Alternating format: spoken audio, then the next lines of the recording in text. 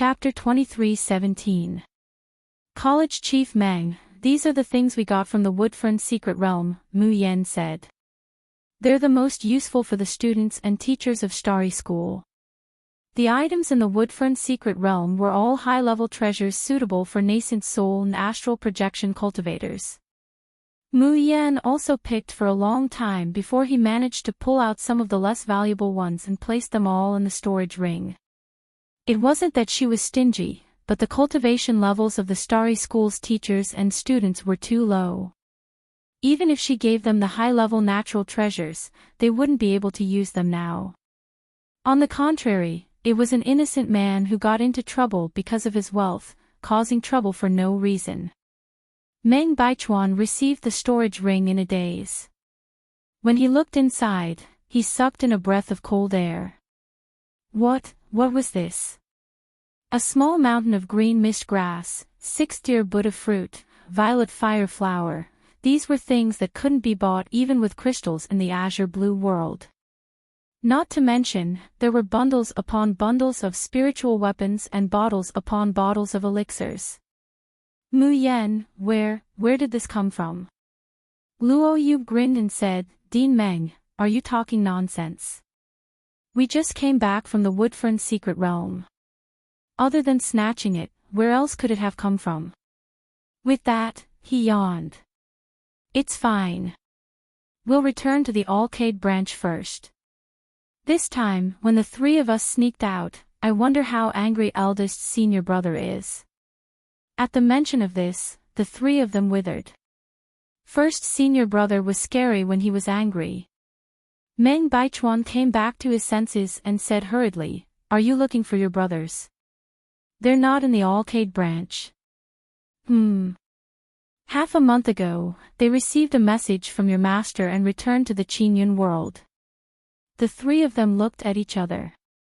First senior brother and the others had returned to the Xiaoyao school. Why would Master Shi Qing suddenly send them a message? It can't be that something happened, right? Seeing their strange expressions, Meng Baichuan hurriedly said, Don't worry. They didn't look worried when they left. It should be something normal. Mu Yan and the others heaved a sigh of relief. Especially Luo Yu. Shi Qing had practically single-handedly raised him. To him, Shi Qing was his master. He was like a father or a grandfather. If something happened to Shi Qing, he simply couldn't imagine it. Seeing the worry in Luo Yu and Leng Yuma's eyes, Mu Yan decisively said, I will go to the Hellfire Valley first. We will return to the Xiaoyao sect tonight. Commander of the Ink Camp, Yan Haotian, greets Miss. Great Void Battalion Commander Bai Chen greets Miss.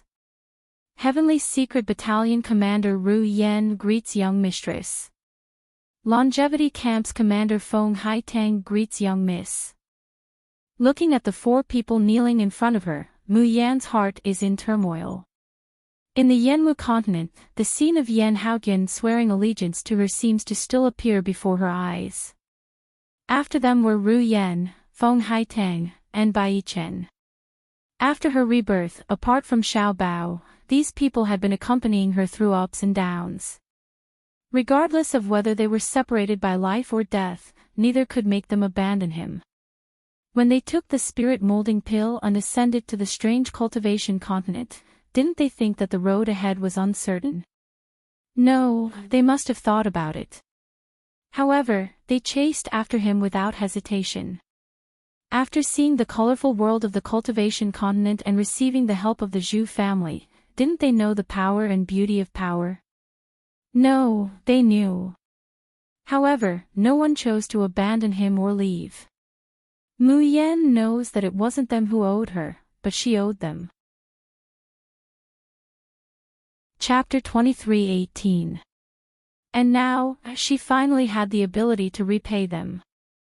The Tian Mo Qin slowly appears in her hands, and her fingertips gently pluck the strings. Under the moonlight, the girl's voice seemed so clear, bright, and warm. Yan Haotian, Ruyan, Feng Haitang, Bai Chen, I'm going to think of a way to help you shed your mortal bodies and change your bones, completely changing the attribute of your spirit roots. This process might be very painful and dangerous. If you can't endure it, you might degenerate into a mortal. But if you can endure it, you will have a wider sky and climb to a higher peak. Are you willing to give it a try? The four of them were stunned. They looked at each other and saw the excitement and ecstasy in each other's eyes. Mu Yan treated everyone in the Nether Flame Army extremely well. She was so poor that she did not even have a single spar, but the resources she gave to the Nether Flame Army had never been cut off. It had only been a year since the Nether Flame Army had ascended to the cultivation continent, but everyone's cultivation had already reached the 5th level of Enidia and above. Yan Haotian and the other 3 had already reached the peak of Enidia. However, from then on, they fell into a bottleneck and were unable to break through. This was the inherent limitation of the body. Apart from Mu Yan and Xiao Bao, all the people who grew up in the Yinwu continent have their bodies corroded by the air of desolation all year round. Day after day, their spirit roots have long become unbearably mottled, and their Dantian sea of consciousness is filled with the air of primal chaos. Such a body was not much better than a mortal's. It was something that could not be changed no matter how many pills one consumed or how much spiritual energy one poured into it.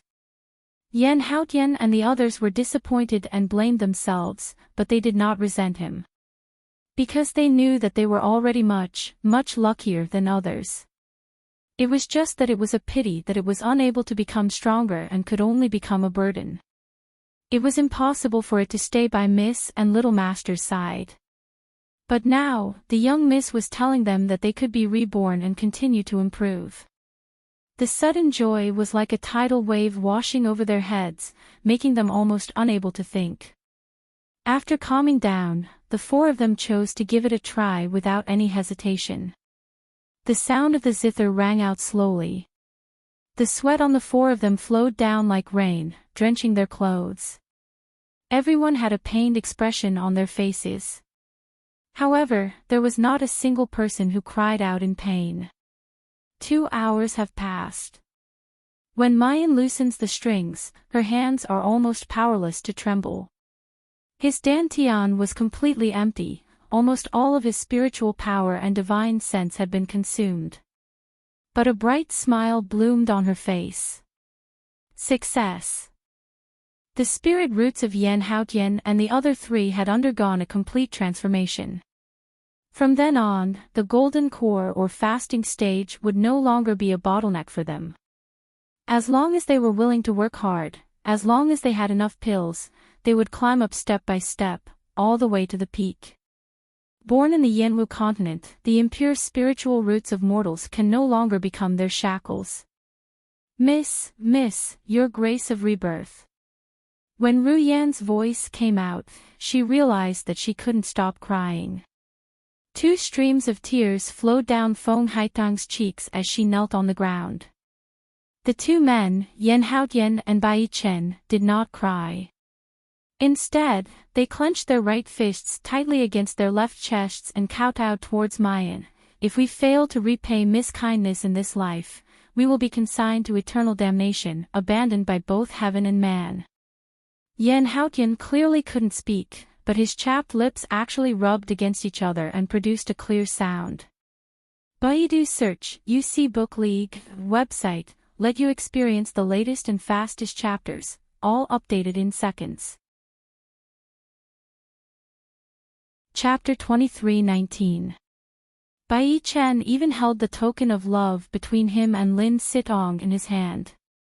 That represented his determination that he would never go against even if he died. Mu Yan's smile is warm, but her expression is indifferent. You don't need to be deeply grateful to me. In fact, I can't do much for you. I can't guarantee that you won't be in danger in the future, and I won't give you orders. But I can assure you that as long as you follow me and Little Treasure for one day, I will treat you sincerely and not let you regret your decision. The 4 of them clenched their right fists and placed them on their chests as they spoke in unison. The heavens bear witness, we are the Nether Flame army for a day, and we will be the Nether Flame's souls for all eternity. We will never leave each other in life or death. The people outside the house seemed to have heard their voices. Suddenly, hundreds of people knelt on the ground and shouted in unison.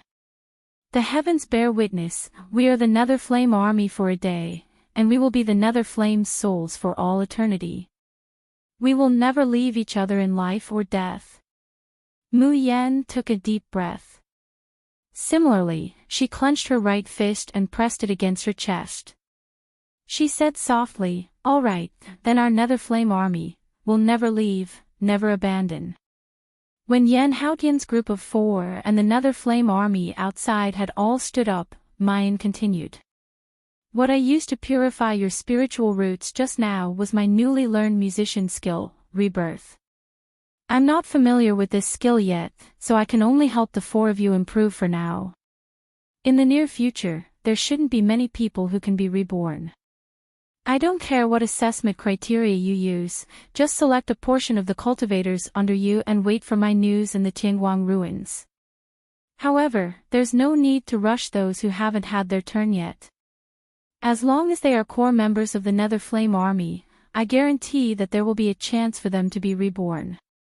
After the Nether Flame army heard Ru Yen and the rest's narration, they were ecstatic. Especially Guan Hu, Shui Yen, and the other captains, all of them even rubbed their palms together with high fighting spirit, and they vowed to seize the first batch of positions into their hands.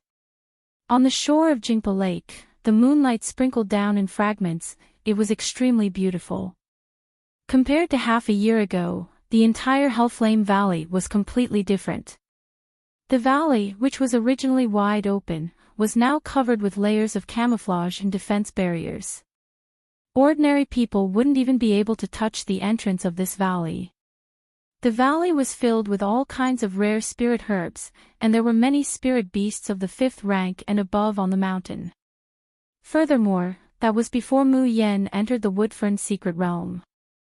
With the treasures she brought back from the Woodfern Secret Realm, Hellflame Valley would be able to rise to new heights. For example, the turf under his feet could all be replaced by the green mist grass, which spirit beasts love the most. As Mu Yen was thinking, she suddenly felt her body being pulled into a familiar embrace. The man's low and hoarse voice enters her ears, "Yen Yen, I want to go back to the Shushan continent." Mu Yen turns around to look at the man's increasingly handsome face under the moonlight. Her heart is reluctant, but she still smiles and says, "All right, be careful in everything. Don't worry about me, I'll take care of myself." Di Mingju looks at the girl's light and breezy smile, listening to her sweet voice, but he can't help but grind his teeth. This little heartless brat. He really didn't feel the slightest bit of reluctance. Feeling the man's low pressure, Mu Yen is about to open her mouth to ask if things are a little tricky. However, her red lips were suddenly sealed. Moreover, he was bitten heavily again. Whoa! Mayan lets out a soft cry, and angrily says, "Di Mingju, are you a dog?" This is the second time he's bitten her since they've reunited. Baidu search the UC Book League website, and let you experience the latest and fastest chapters, all of which are updated in seconds. Chapter 23:20. Di Mingju leans down and whispers in her ear, "Ben Jun isn't here, you're not allowed to go out and attract bees and butterflies." Mayan angrily says, "When did I go out to attract bees?" Before she could finish speaking, she was swallowed by the man again. Mayan is gasping for breath, her whole body is almost paralyzed in Di Mingju's arms. For a moment, she no longer has her imposing manner. This bastard, he was actually using the charm trick. Di Mingju continues in a hoarse voice, especially that Luo Yunxiao, Yen Yen, you're not allowed to be alone with him. What? Why did the conversation suddenly jump to youngest martial uncle? What does it have to do with youngest martial uncle? How long had it been since he last saw little martial uncle? Mayan casts him a sidelong glance, her finger poking at his chest. Ming-ju, you're too narrow-minded. Youngest martial uncle is youngest martial uncle. To us, the Xiaoyao's 7 disciples, he is our closest relative. He is more like our master than our master. You're even jealous of young martial uncle? Ming-ju's eyes darken. He opens his mouth wanting to say something, but in the end, he swallows back the words at the tip of his tongue. Of course, he won't tell Mayan that no matter how much that man concedes, no matter how much he bears it, he can't hide the affection in his eyes when he looks at Mayan. He also won't tell Mu Yan that Luo Yunxiao has also come to that nameless island just now. Every time Mu Yan was in danger, this man would appear. It goes without saying what he was doing. Mu Yan sees that Ming-ju has a calm face and doesn't speak. Suddenly, an idea flashed through his mind, and he recalled the scene of Qi Huang stomping his feet every time he mentioned little martial uncle. She blurts out, Ming-ju, don't tell me that you're jealous that youngest martial uncle is more handsome than you. As soon as the words left her mouth, she knew it was going to be bad. Sure enough, the man's face, which was originally dark and gloomy, suddenly looked as if he was about to sink into the water. Luo Yunxiao looks more handsome than me. Ming-ju's voice is very tranquil, the corners of his mouth even curling up into a faint smile. Mu Yan, on the other hand, is so frightened that she frantically shakes her head. No, no. In my heart, only you, Yan-yu, are the most handsome. The rest of the women, whether they are fat or skinny, are all fleeting clouds. It was just a slip of the tongue. Yes, a slip of the tongue. Unfortunately, Ming-ju won't be so easily coaxed this time. Since you know you're wrong, you should accept the punishment. After saying that, he doesn't wait for Mu Yan to resist and directly presses her against the rockery by the lake, covering up her punishment. Until the jade slip in his hand lit up with an urging light again. Only then does Ming-ju release her. This time, the voice that speaks again carries a trace of hoarseness and uneasiness. Yan, you will stay by my side forever, and be my wife, right? Mayan hugs him, her tone carrying a trace of helplessness and pampering. I seem to have answered this question many times. But since you want to hear it, I can repeat it for you 1,000 times, 10,000 times. Ming-ju, I, Jun Mayan, like you. In this life, as long as you don't betray me, I will only love you in this lifetime. In this world, Xiaobao and you are my most important and true love. Ming-ju reaches out and tightly embraces her, whispering, Ben Jun will be back soon. Mu Yan nods lightly. She then heard the man say, wait for Ben Jun's return. If I discover that you violated our agreement and continue to attract bees and butterflies, then we'll settle all the past and future debts together. Mu Yan, wait a minute, who's attracting bees and butterflies? Who has any shitty agreement with you? Ming-ju, don't talk to yourself like this, acting on your own initiative. Chapter 23-21. Mu Yan fiercely grinds her molars as she watches the man's figure disappear. Then, the corners of his mouth curled up slightly, and his eyes revealed a gentle smile and a sense of longing. Stupid Ming-ju, who said I didn't miss you? From the moment you disappeared, I couldn't help but miss you. However, to have someone in his heart that he could always worry about and think about every day, this kind of sour and sweet feeling didn't seem too bad. The divine speedboat flew towards the green cloud world's Merak mountain range as fast as lightning. Luo Yu and Leng Yuma were reminiscing about how poor they were back then, and the hardships they went through to the starry school from their clan. Now that they had emerged from the Woodfern's secret realm, they had struck gold. Not to mention a small flying artifact, even buying the entire Azure Cloud world wouldn't be a problem. In the space, Mu Yan and Qi Huang are discussing the method to advance their Shin musician skills. 1 round of mysterious energy, 1 round of spiritual energy, and 1 round of immortal energy confuse into 1 round of divine energy. Mayan frowns. Just how much is this round? Qi Huang said lazily, stupid. As the name suggests, it's naturally the amount of energy that the profound force, spiritual energy and immortal energy in your body can contain after 12 circulations. But the problem is that I don't have celestial power. Her eyes lit up. Can I borrow someone else's celestial power? Qi Huang spits, your Tian Mo Qin is a broken magic weapon of those cats and dogs. Once the Tian Mo Qin recognizes a master, it can only accept your command. Even if it's Xiao Bao, at most, he would only be able to play it a bit. Wanting to pour immortal power into the Tian Mo Qin, that's simply a dream. Mu Yen sighed. She had already guessed that this path would not work. It was actually very simple to produce immortal energy. That was to reach the peak of tribulation passing, then ascend and achieve an immortal physique. The problem was, she hadn't even broken through to the original infant stage. Wanting to reach the peak of the tribulation passing stage in a short period of time was simply wishful thinking. Ji gu. Mama, mama. Little Inghuo rolled over to her side and rubbed itself against her chest, giggling. Why is this stupid chicken laughing like a fool every day? He was so silly, yet he still called her mommy. It was so embarrassing. Fortunately, apart from herself, Di Mingju seems to be the only one who understands the little chick's language. Otherwise, she would have to find a hole to hide in. Lowering his head, he was met with the little chick's watery eyes that were filled with adoration. In the end, he swallowed his words of reprimand. Forget it, I'll just take it as raising another brat.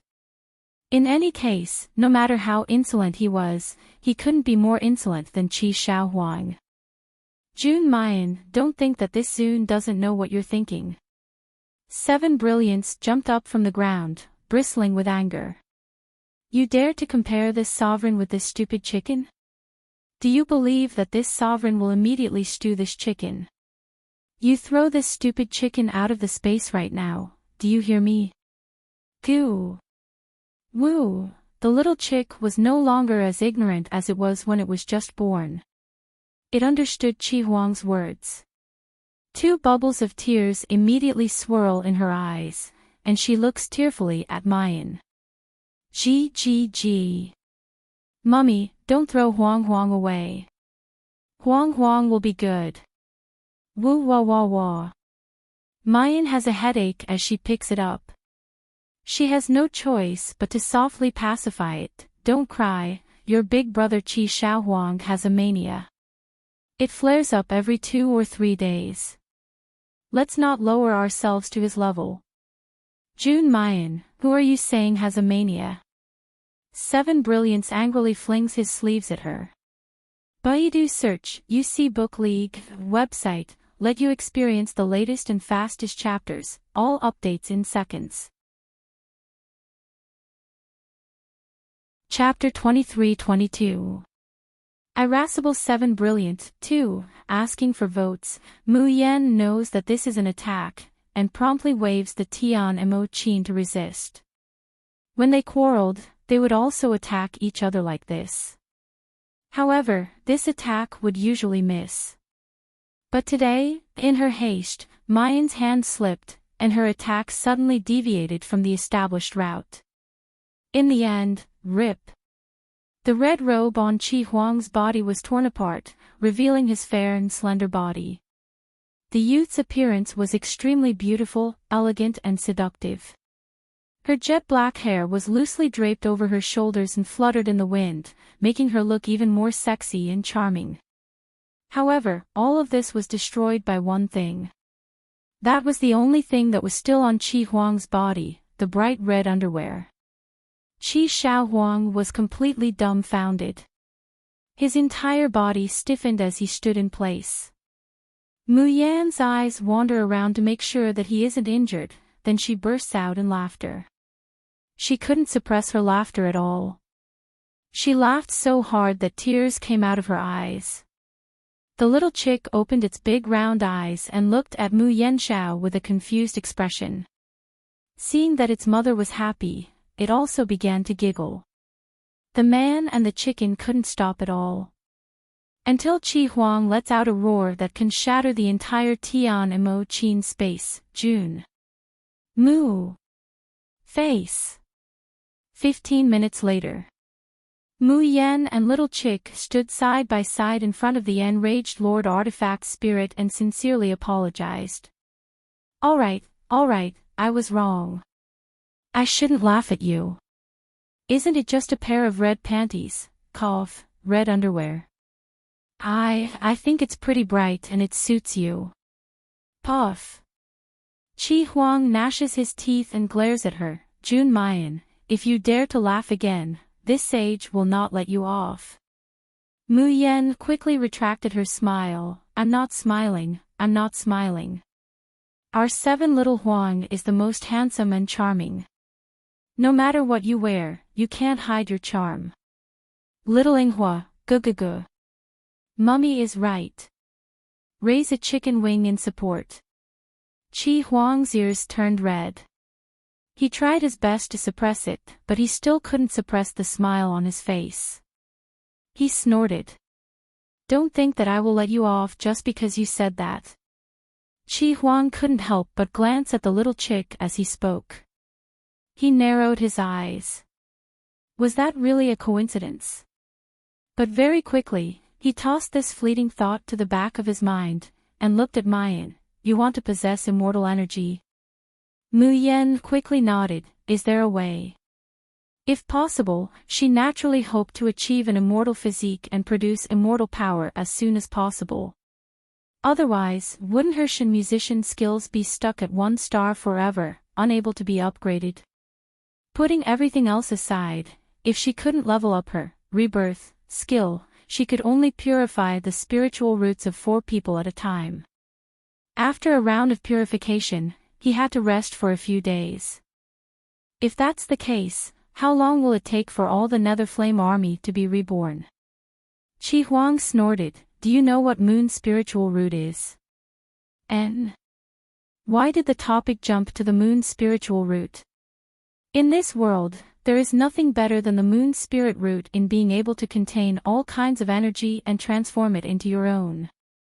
It was just that none of the people who possessed the Moon spirit root in the past were able to truly activate the potential of the Moon spirit root. Therefore, no one knows. Qi Huang paused, then looked straight into Mu Yan's eyes. He slowly said, in this world, only the possessor of the Moon spirit root can gather internal force, spiritual energy, immortal energy, devil energy, and even divine power into one body, without repelling each other and exploding. If you want to possess immortal energy before achieving an immortal physique, there is only one way. Just like when you were in the Yanwu continent, you didn't have a spiritual body, but you had a spiritual root. After running around for a day, I continued to update 5 chapters. Isn't it worth praising? Tickets, Z is recruiting you. Chapter 23-23. Returning home, Master, we're back. 1. Mu Yan's heart skipped a beat.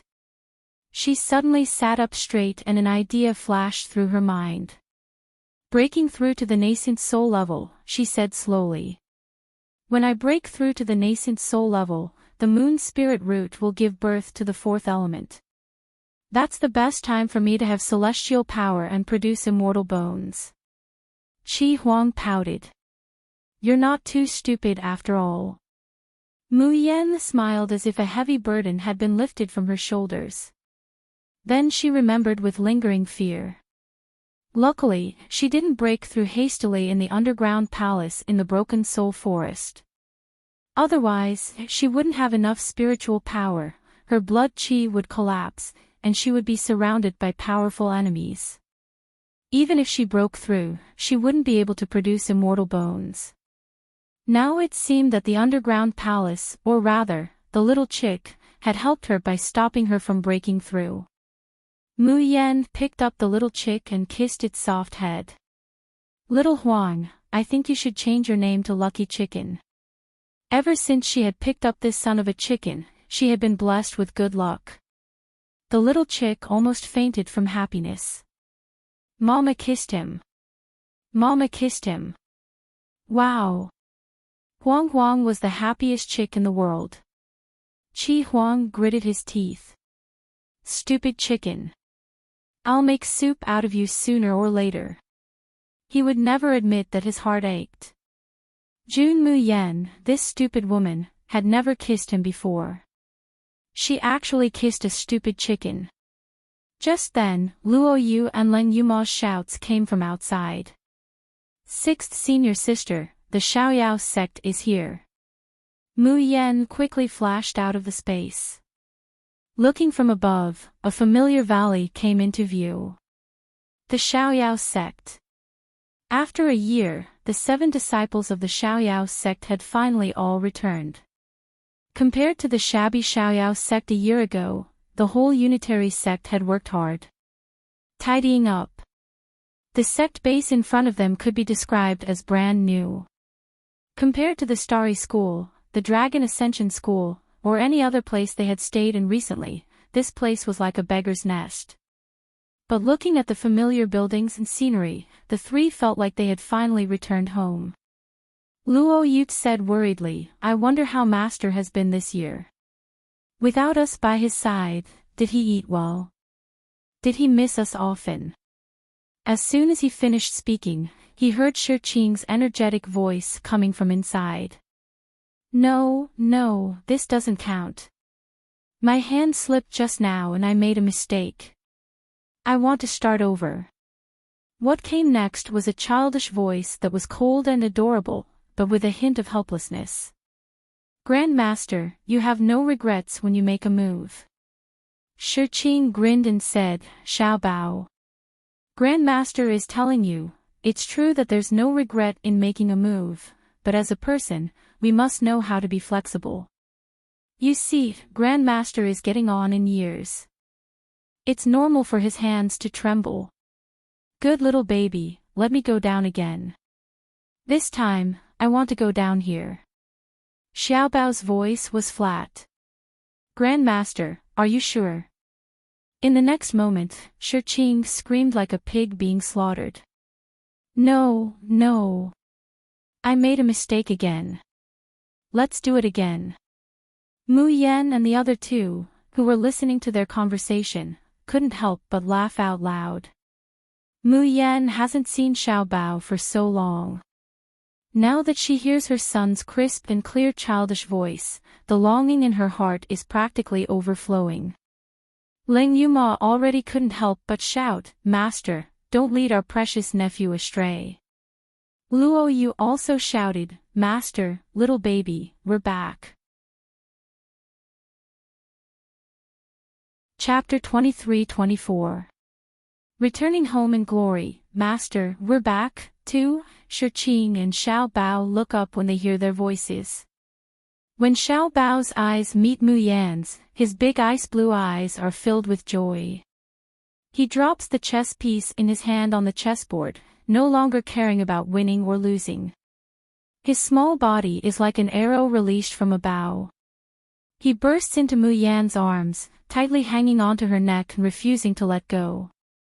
Nyangqin.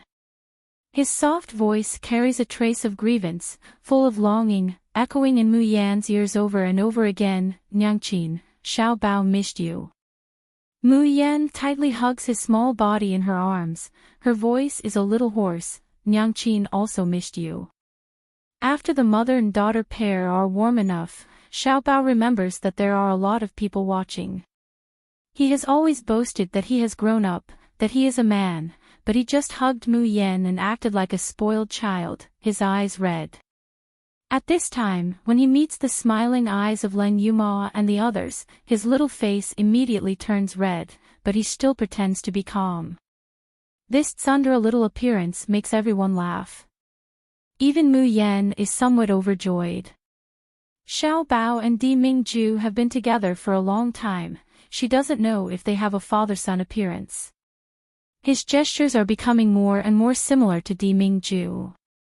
His appearance is very similar to Mu Yan's, with delicate features, not like that of an ordinary child. This cold little appearance is not as frightening as Di Mingju's, on the contrary, it's extremely cute. Leng Yuma can't help it.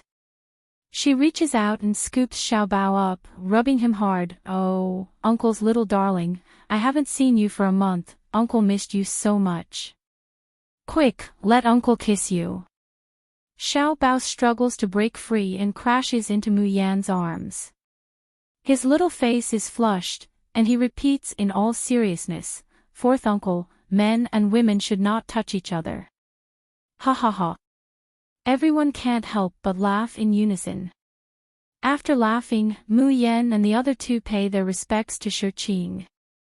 Luo Yu hugs Shiqing and doesn't let go. "Master, Shaoqi missed you so much."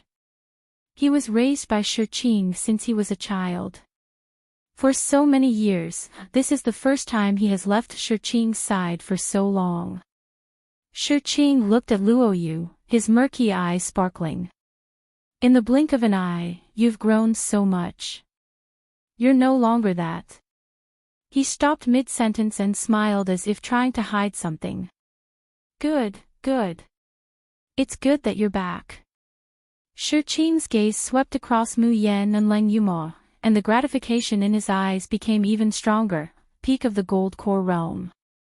When you left, you were only at the Anidia stage, but now you are already at the peak of the Gold Core Realm. Even Shaoqi, that mischievous fellow, has reached the 9th stage of the Gold Core Realm. How am I lazy?" Luo Yu was unconvinced.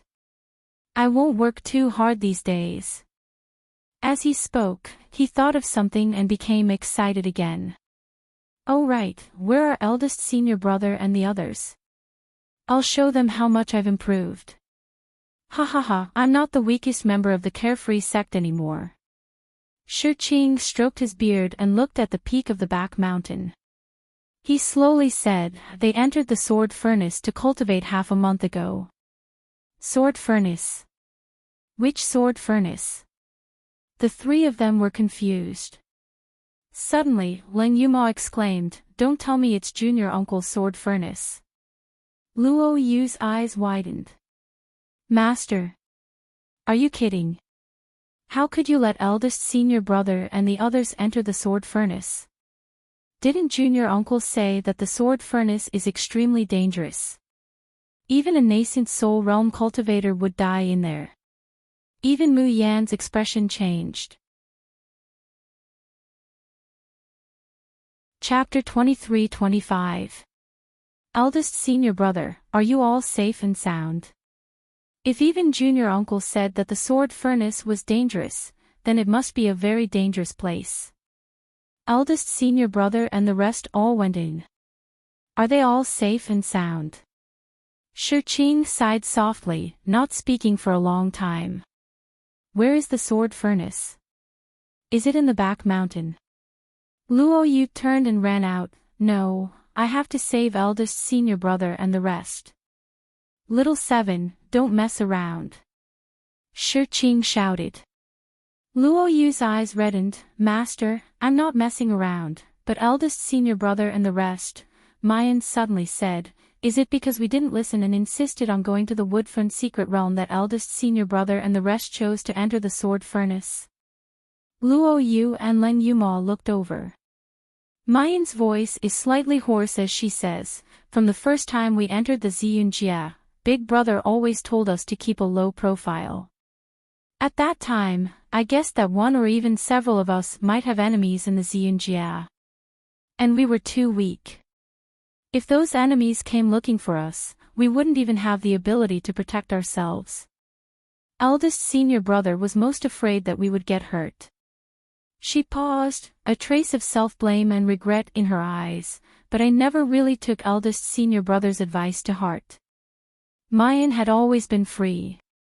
She couldn't be bound by anything, and she couldn't suppress her nature to live. The rest of the carefree sect was the same. That was why they were in the limelight time and time again, falling into danger time and time again. They lived freely, not keeping a low profile at all. The carefree Seven's name had long spread throughout the green, clear sky, and azure blue realms. Now, after the Deer Cry banquet and the Woodfern secret realm, even the people of the Purple Cloud world might know their names. That way, there would be a day when their enemies would come looking for them. Eldest senior brother, second senior brother, third senior brother, and fifth senior brother knew that they couldn't stop them, so they desperately wanted to become stronger. They didn't want to drag each other down, and they wanted to protect the people they cared about. Hearing Mayan's words, Leng Yuma bit her lower lip. She, who had always been fearless and thought she was number one in the world, was now filled with deep regret. Luo Yu's tears rolled down. It is all because we were disobedient that the senior brothers risked their lives to enter the sword furnace. Shi Qing patted their shoulders and said softly, "All right, don't worry. They're fine now. Not a single soul lamp has been extinguished." As he spoke, he walked to the side and opened a cabinet for the other three to see. Sure enough, there were 3 soul lamps inside, each one pulsing brightly. Before Yun Ruhan and the others entered the sword furnace, they were afraid that if they died in an accident, Shi Qing would know. That was why he used their hair and blood as a guide to refine the soul lamp that represented their life force. Seeing that the 4 soul lamps are bright and vibrant, Mu Yan and the other 2 let out a long sigh of relief. Shi Qing restrained the worry in his eyes and said with a smile, "As cultivators, if we want to become stronger and climb higher, we have to fight against fate. If you just want to live in a corner, you can naturally be overcautious and avoid risks with a clear conscience. But if you want to become stronger, to stand at the peak, to ascend, and to cultivate the Tao, then the path you have to walk will definitely be filled with danger.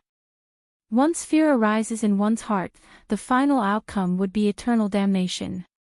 It is precisely because Ruhan and the others know this that they chose to enter the sword furnace without hesitation. Chapter 23-26.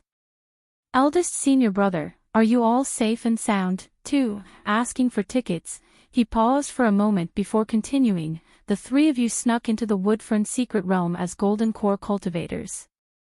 Was there no danger at all? Did you even flinch at all?" His words caused the worries in the hearts of the 3 of them to dissipate by half. Luo Yu looked at Shi Qing suspiciously. "Master, you've changed. You're actually able to speak so much logic." "That's right." Leng Yuma added, "If it wasn't for the smell of alcohol on Master and the familiar way he acted shamelessly with Xiaobao, I would have suspected that he was possessed." "Hey, you 2 heartless brats. How can you talk about Master like that? I'll teach you a lesson." Shi Qing picked up a broken shoe and chased after Luo Yu and Leng Yuma. The gloomy atmosphere in the room had been swept away, replaced by the sound of laughter. Mu Yan's gaze stopped on the 3 soul lamps and she frowned slightly. Then, she lowered her head and whispered in Xiaobao's ear. Xiaobao looked up in surprise, his eyes wide. "Mother, how did you know?" Mu Yan smiled and patted his head, not saying anything. However, when the smile reached the bottom of his eyes, it turned into a trace of confusion and worry. Although the soul lamps were fine, Mu Yan and the other 2 were still worried and waited on the back mountain. The sword furnace stood tall on the back mountain. From the outside, it looked like an unremarkable iron tower. There were many spots of rust on the outside of the tower. But when Luo Yu and the others tried to approach the sword furnace, they were immediately repelled by an invisible force. Without a special key, even an old ghost at the tribulation stage couldn't enter the sword furnace at will. "What is the sword furnace?" Mu Yan couldn't help but ask. Luo Yu shook her head. "I'm not too sure either. I only know that it belongs to Junior Marshal Uncle, and he left it for Master to suppress. I don't know what it is." I've heard third senior brother mention it before. Ling Yuma continued, the sword furnace used to be a holy land for sword cultivators. There are tens of thousands of spirits and fiends inside. They will be strengthened or weakened according to the cultivation and talent of the person who enters the sword furnace. The more outstanding the spirit root, the more torture they will suffer in the sword furnace. Of course, if they succeed in the challenge, their strength will increase by leaps and bounds. But if the challenge fails, then the cultivator's soul will be trapped in the sword furnace to strengthen the Yin's soul and nether fiend, forever unable to reincarnate. As the number of Yin's souls and nether fiends in the sword furnace increases, the training in the sword furnace becomes more and more difficult. In the past 100 years, only Junior Master has come out of the sword furnace alive. Ling Yuma's words made Mu Yan and Luo Yu's hearts lift up again. Would everyone really be able to come out safely? Mu Yan hugs Xiao Bao tightly in her arms. Xiao Bao raises his head and gently caresses the worry between Mu Yan's brows. Mother, don't worry. Shibwa and the others are so powerful. They will definitely be fine. Chirp, chirp, chirp. The little chick also popped its head out, chirping non-stop to join in the fun. Mommy, don't worry. You're amazing. It'll be fine. After chirping, it even used its little head to rub against Xiao Bao. Chirp, chirp. Gidge isn't worried at all. Xiao Bao's gaze was gentle as he petted the little chick, letting it lie on his lap to play. The little chick was so happy that it went crazy. It rolled around and kept chirping, I like Gidge, Gidge is the best. Huang Huang wants to catch some bugs for Gidge to eat. The corner of Mu Yan's mouth couldn't help but twitch. It seems that only she and Di Mingju can understand the little chick's words. So dangerous, I finally made it before midnight. I don't need to ask for leave, there will be more later. Back to the normal midnight update. Chapter 23-27. Luckily, Xiao Bao didn't understand. Otherwise, he wouldn't know how he would react if a chick called him a brother and asked him to catch worms for him. Right at this moment, the entire mountain suddenly shook violently. A black hole that looked like a whirlpool appeared on the sword furnace. All the demonic plants and beasts on the Tianxian mountain started to run away, trying to get away from the sword furnace. Shi Qing, who was drinking at the foot of the mountain, threw away his wine pot and jumped to the front of the sword furnace. His eyes were full of expectation and worry. He stared at the black hole. The exit is here. Someone passed the trial and will come out soon. When Mu Yan and the other two heard this, their faces revealed joy. It was great that a senior brother could come out safely. However, the next moment, their expressions changed. An enormous figure slowly squeezed out of the black whirlpool of the sword furnace. It looked like a beast, but it was covered by a cloud of black smoke. Wherever the black smoke went, the plants withered. The bone-chilling coldness and terrifying pressure filled every corner of the Xiaoyao School's back mountain. What is this? Why didn't senior brother come out? It's a lunar beast. Shi Qing gasped. It's a demonic beast formed by ghosts and spirits. It has the lowest level of intelligence. Be careful. A lunar beast is as powerful as a high-level nascent soul cultivator.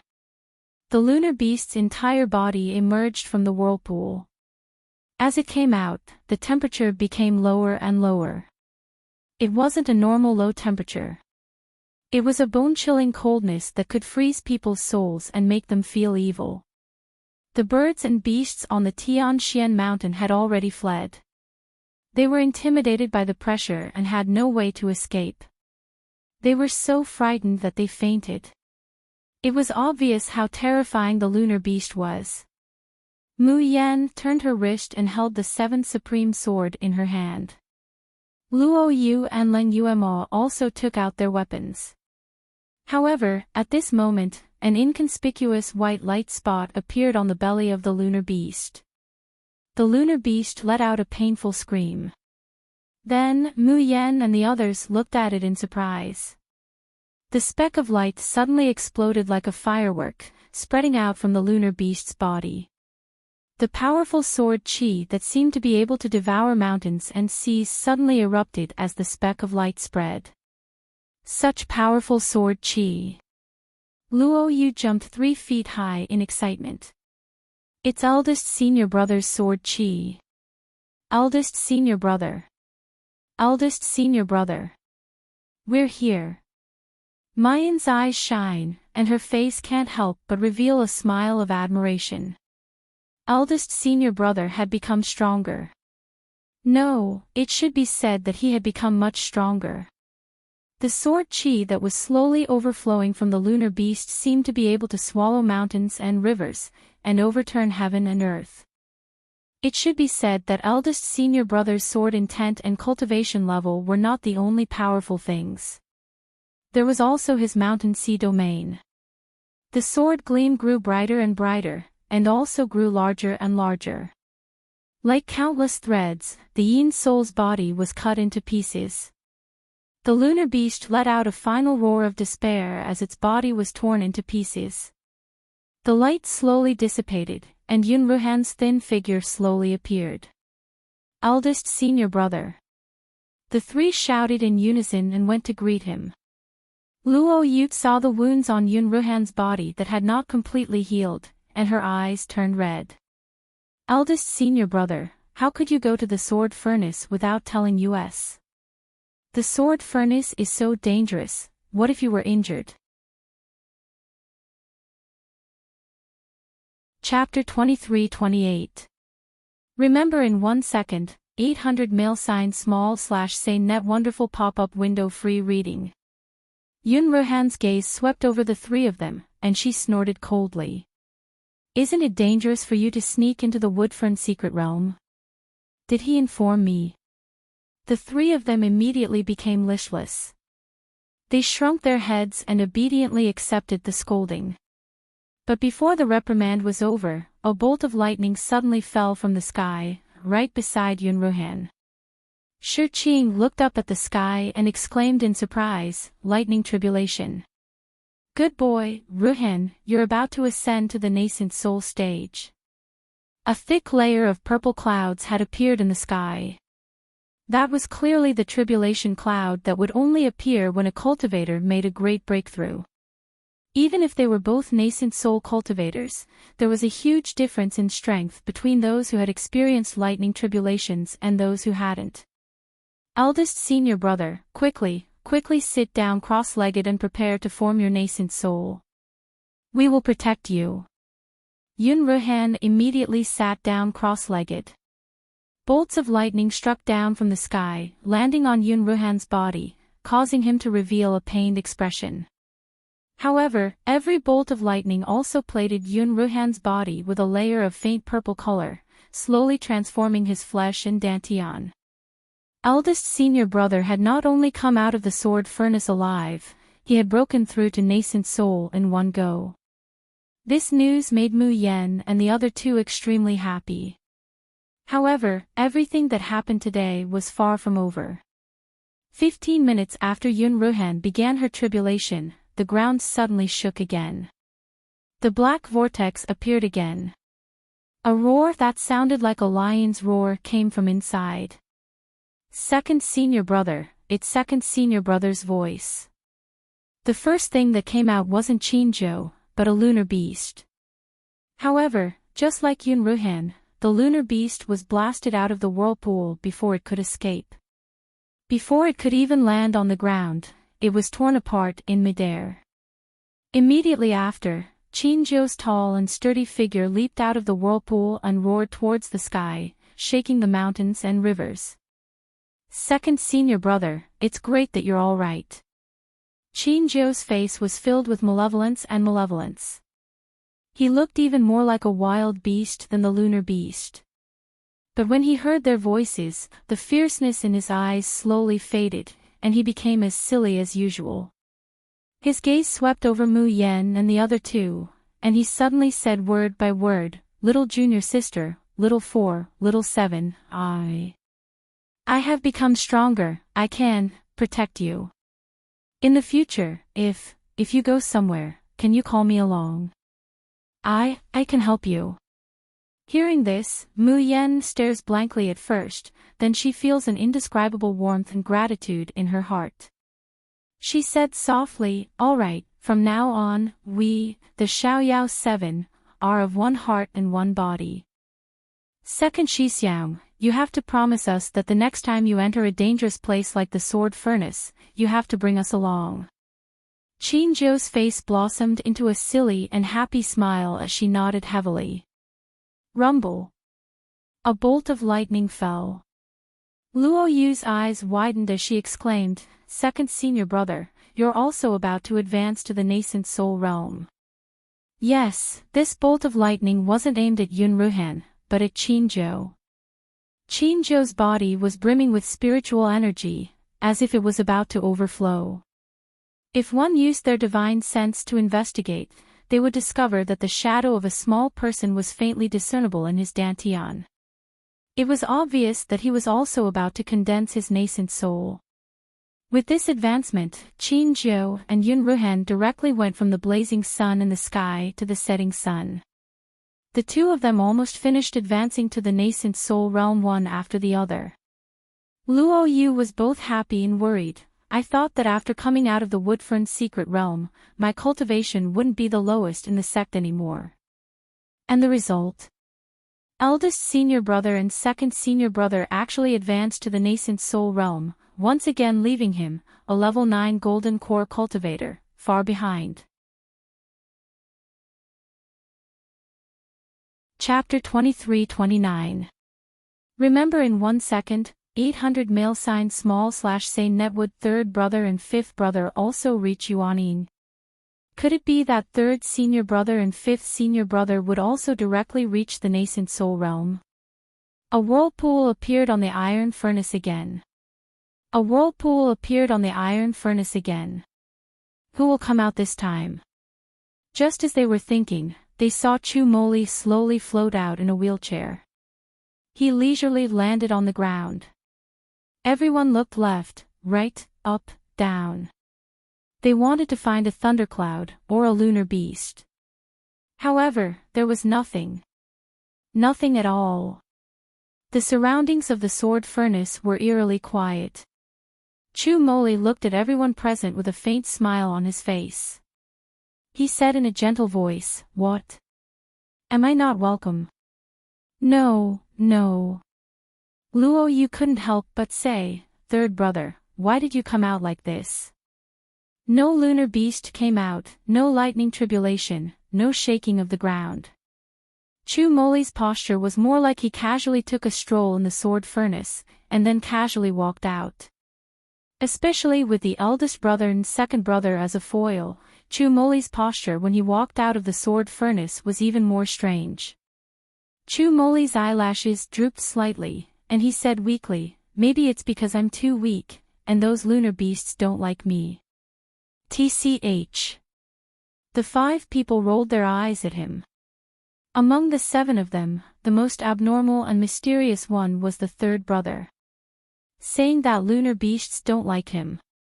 Lang Yuma muttered, "I think those lunar beasts were tortured to death inside, and couldn't chase after him." Chu Moli's cultivation had also advanced, but it wasn't as abnormal as Yun Ruhan and Qin Zhou, who directly reached Yuanying. His current cultivation had already reached the peak of Jindan stage. Moreover, compared to the powerful sword intent displayed by the other people of the Xiaoyao school, and their domains were all above the second rank. Chu Moli's overall strength seemed to be quite weak. But Mu Yan inexplicably felt that Leng Yumon knew the truth. Chu Moli suddenly turned to look at Mu Yan, "Junior sister, did you bring the thing you promised me?"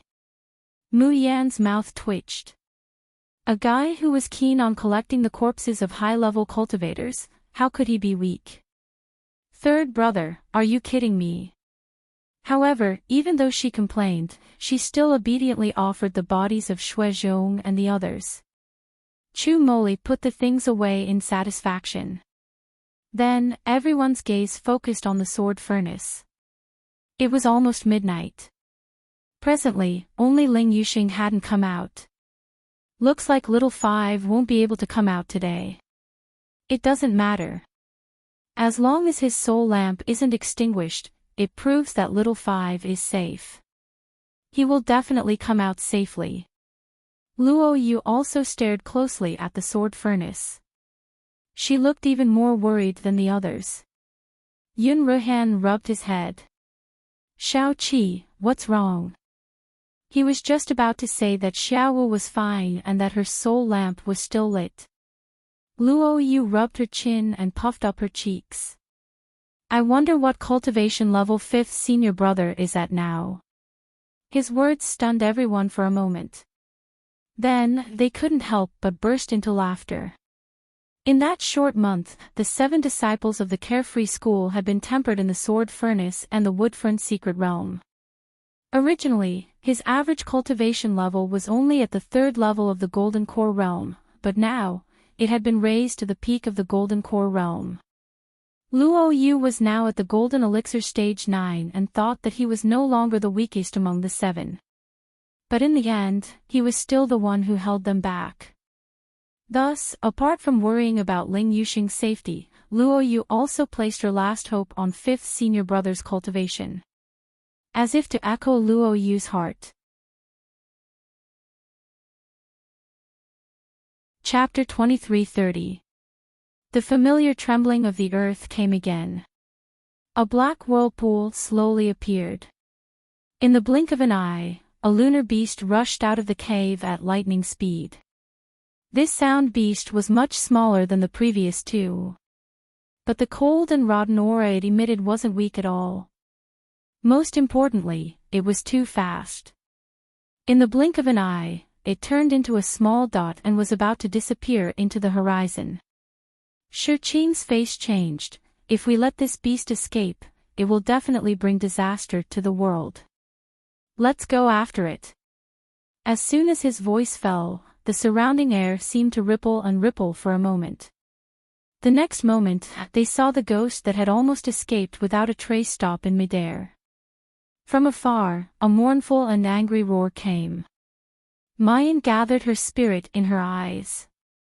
She saw a young man appear in front of the sound beast. The needle and thread in his hand danced, tying the sound beast up in the blink of an eye. Suddenly tightening, the sound beast was torn to pieces by the demon-binding silk. The next moment, the young man's figure flashed and appeared in front of them. Teleportation. Little Five, you can teleport.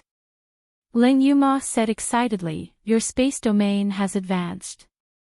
Ling Yuxing's face was a little pale, but his eyes were bright.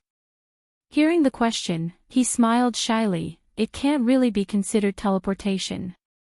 If the opponent's pressure is too strong, my teleportation will be easily interrupted.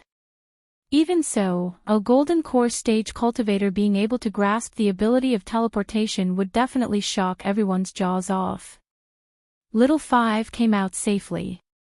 We, the Xiaoyao 7, have finally reunited. While he was excited, Ling Yuxing saw Luo Yu squatting in a corner and drawing circles. He couldn't help but be curious. Little 7, what are you doing? Luo Yu glared at him and murmured gloomily, Peak Jindan stage. Peak Jindan stage. Another Peak Jindan stage. Yes, Ling Yuxing also couldn't break through to nascent soul. However, his cultivation had also reached peak Jindan stage. Ling Yuxing was baffled. You left me and followed little sister to the Woodfern Secret Realm. I still haven't settled the score with you. You're still glaring at me.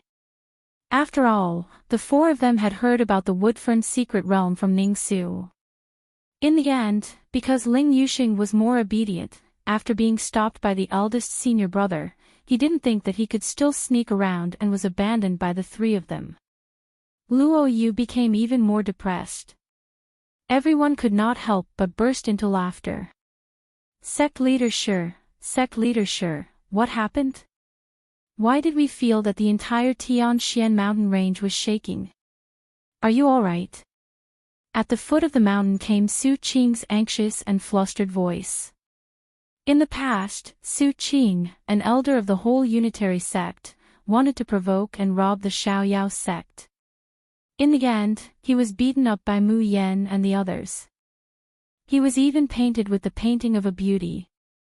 From then on, he was extremely afraid of the Xiaoyao school. This year, when Mu Yan wasn't around, Su Qing led the disciples under him to serve Shi Qing cautiously and conscientiously. He only hoped that he wouldn't provoke this group of fiends again. Later on, the story of the unfettered seven devils spread throughout the entire cultivation world. Su Qing and the others didn't dare act rashly in the slightest, and they served Shi Qing every day even more diligently than they served their own father.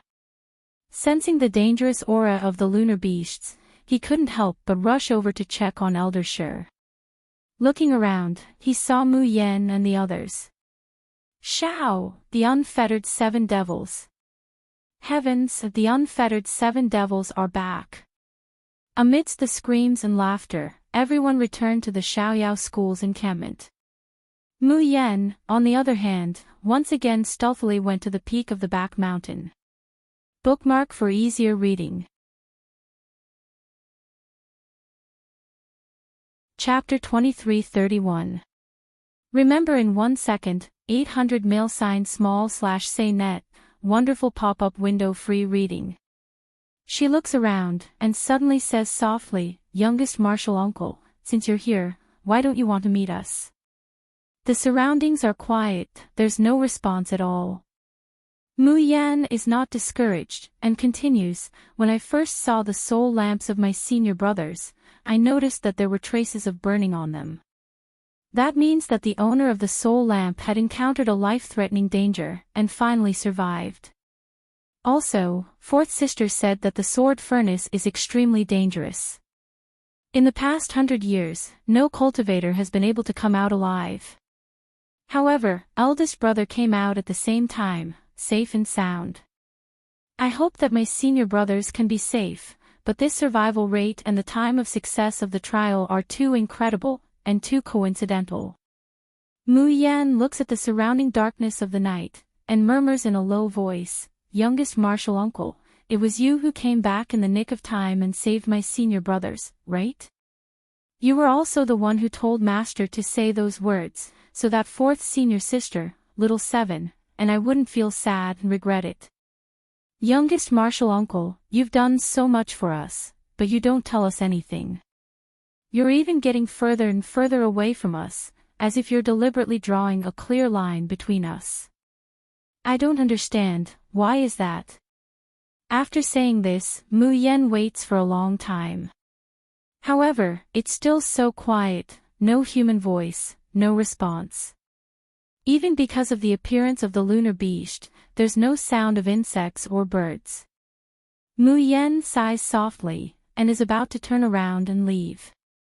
Suddenly, a figure rushes out of the darkness, and pounces into her arms.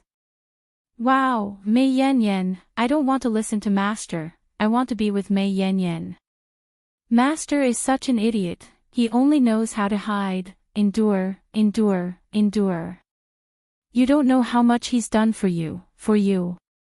But he won't say anything, and won't let me say anything. Mei Yan Yan, do you know how unlucky I am to have such a master? My heart is broken. Woo, Mei Yan Yan, you must use your warm embrace to comfort my wounded heart. Mu Yan pulls off the thing stuck to her chest and exclaims, cheese kiss. Chiwen immediately pouted and said excitedly, it's me. What do you think? Are you happy? Are you surprised? Come, beauty, let us have a kiss of reunion. Mu Yan is just about to slap this lecherous spirit beast away. From the side, a slender hand stretched out, grabbed Chi Wen's neck, and threw her to the side. Under the moonlight, the man's tall and slender figure and his picturesque face were revealed.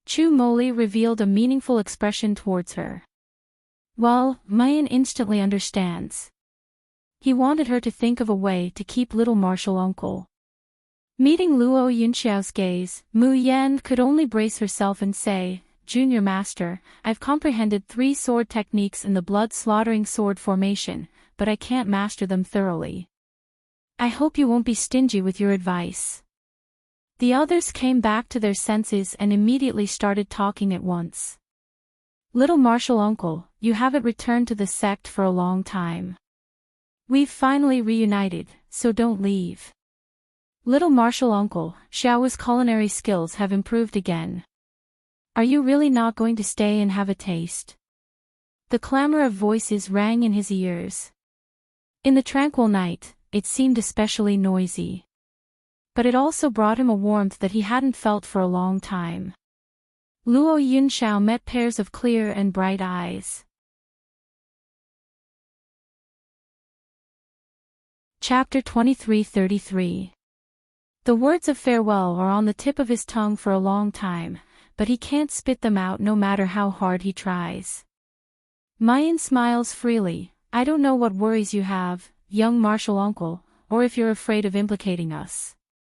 But you also said that if you want to climb up as a cultivator, you have to fight against the heavens. Being overcautious and indecisive, picking the light and fearing the heavy, how can you become strong? Young martial uncle, have you forgotten the name of our sect? Xiaoyao. The so-called Xiaoyao is to have wine today, to be drunk today, to ask my heart, and not to be bound by the heavens. She looks straight into Luo Yunxiao's beautiful star-like eyes, and enunciates each word. What is your real identity, young martial uncle? Do you have any powerful enemies? What kind of past do you have? We don't care about these. All we know is that you're our junior uncle, and a member of the carefree sect. Mayan's words make the other 6 nod heavily. Yun Ruhan says hoarsely, just like young martial uncle, you don't know our true origins, but when we were in a desperate situation, you came to save us without hesitation. Isn't it because you regard us as your family? There's no expression on Luo Yunxiao's face, but the hands in his sleeves are unconsciously clenching tighter and tighter. He knows that he should stay away from all of this, a little bit further. Otherwise, it will only bring about an irrecoverable end for everyone. But his heart, his soul, seems to be trapped in a swamp, and he can no longer break free. Suddenly, a small hand grabs him and gently tugs. A crisp, childish voice rings out, Martial uncle, let's go back together. It's Xiao Bao who pulls his hand. Mayan touches her good son's head, and raises her lips with a smile. Let's go, young martial uncle, let's go back to the Xiaoyao school together.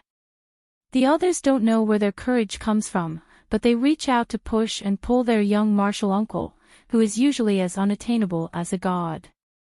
They push and shout, Master, Master, young martial uncle is back. Our Xiaoyao school is finally reunited. And me, and me. Qi Wen's anxious voice approached from afar. I am the one who has done the most meritorious service. Mei Yan, you must not forget about me. The moonlight is like a chain, and the laughter gradually goes away. Under the silent night sky, a faintly discernible figure slowly formed. He wore a fiery red robe, had long black hair, and was so gorgeous that he had a tinge of a youthful aura. If Mu Yan was here, she would definitely recognize it immediately. This was 7 Brilliance. However, the smile on Qi Huang's face was so treacherous and cold. The aura he exuded didn't have a trace of warmth or humanity, only a sense of danger that made one's blood run cold. The captivating red lips curled up slightly. His voice, which was somewhere between a young man and a man, was low and deep. With a psychedelic aura, it reverberated in the night. Only when there is hope will there be more despair. The more you have, the more painful it will be when you lose it. After seeing the light, when you fall into hell, you will be stained even more thoroughly, won't you? Ha ha ha. Ha ha ha, the youth's laughter was so captivating that it drifted in the air. Even after the young man's figure disappeared like a phantom, the voice still lingered, lingering for eternity. In the Tian Mo Chin space, Chi Huang abruptly opens his eyes and looks around, his expression panicked and nervous. Chirp, chirp, chirp. Little Inghuo rolled to his side, and opened his big eyes to see. Chapter 23-34. Brother Red Underpants is acting weird. Why did he suddenly disappear? And then he reappeared. Is Brother Red Underpants playing hide-and-seek with him? He likes it. Chi Huang's face darkened as he kicked Little Chick away and quickly walked into the book pagoda. Little Chick felt dizzy from the kick, tears of grievance welling up in its eyes. Huang, look, this is the crown I just bought, isn't it beautiful? Bun Bun and I also brought you a shiny hair clip, okay? Do you like it? The fat rabbit and Little Phoenix ran out from Tianguang ruins and excitedly presented their treasures to Little Chick. For some reason, Chi Huang and Bai Xia could enter Tianguang ruins through the drifting soul technique. The only exception was the Little Chick. It didn't seem to have any divine sense or spiritual energy. It looked just like an ordinary Little Chick. So it couldn't enter Tianguang ruins at all. Little Phoenix felt that it was too pitiful for Huang to not be able to go to Tianguang ruins to play, so it often got a lot of good things from there for him. Little Chick, who was crying with tears in its eyes, immediately greeted Little Phoenix happily when it heard its voice, throwing all its grievances to the back of its mind. That night, the entire Xiaoyao sect was very noisy. Not to mention Shi Qing, who was a good drinker. Even the disciples of the Xiaoyao sect and the whole unitary sect were all drunk, and almost all of them were lying on the ground. The whole unitary sect disciples, especially Su Qing, who used to clamor at the Xiaoyao sect, were trembling with fear at first, afraid of Mu Yan and the others. Later, when they got drunk, they shouted excitedly. I can actually drink at the same table with young Master Yun Shao and the 7 devils of the Xiaoyao sect. I can brag about it for the rest of my life, ha ha ha. Yes. I can brag about it for my grandchildren, ha ha ha. Our whole unitary sect will also be a famous sect in the future. In the end, except for Mu Yan and Luo Yunshao, everyone else was drunk. Before Su Qing fell, he kowtowed to Mu Yan, female. Female devil, no. Female goddess. God Jun, I admit. I, Su Qing, can't get drunk even after 1,000 cups, but I can't drink better than you. Hiccup, you are the world's #1. Female devil. Who has the right to compete with you? Screw you. You are the #1 demoness in the world. You make it sound like I really want this title. Mu Yan kicks out, sending Su Qing tumbling to the ground in midair. Only then does she drains the cup of wine in her hand. After she was reborn, she didn't know why, but her alcohol tolerance was especially good. One could drink 1,000 cups of ordinary spirit wine in one go without getting tipsy. Xiao Bao did not drink, but because it was too late, he had already fallen asleep in her arms. Mayan lowers her head and kisses him on the forehead, placing him in the space. She then stood up and moved her drunken master and fellow apprentices, who were sprawled on the table and on the floor, to their respective beds. As for the most expensive people in the whole unitary sect, Mu Yan wasn't that polite. One by one, he directly picked them up and threw them into the guest room and made a human pyramid. When all the drunkards have been dealt with, Mu Yan returns to the living room, only to find that Luo Yunshao is still sitting quietly. Her slender, jade-like hands held the teacup and gently turned it. Probably because of the effect of the spirit wine, a faint blush appeared on her snow-white cheeks. For no reason at all, it actually tainted the originally otherworldly young master Yun Xiao with a bit of smoke and fire.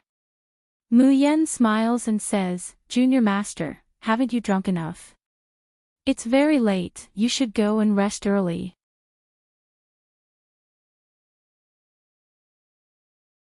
Chapter 23:35. Luo Yunxiao slowly raises his head and stares at her in a daze. After a long time, he slowly responds, "Oh." Then, he slowly stands up. Only then does Mu Yen find out what's wrong. Why is the young martial uncle's eyes dull? His reaction seems to be particularly slow. Wait. It can't be that even the young martial uncle is drunk. Just as she is thinking about this, she sees Luo Yunxiao taking a step forward. Suddenly, he trips over something, and his whole body falls to the ground. So annoying, beauty, don't be so enthusiastic. Unfortunately, the one who trips him is Qi Wen. She doesn't know what kind of sweet dream this guy is having, but he shouts with a wretched face, "Beauty, come, let this uncle's warm embrace melt you." Saying that, his claws go to grab the young martial uncle's spotless white clothes. Mu Yan looks at this scene and almost goes crazy with laughter. It's a pity that she doesn't have a photographic talisman, otherwise, she could record it now and see how Qi Wen dies tomorrow. And the young martial uncle's face change. It's hilarious just thinking about it. However, before Qi Wen's claws fall on Luo Yunxiao's body, Luo Yunxiao instinctively unsheathes a sword from his body. The sword light is cold and fierce, the cold gleam flickering.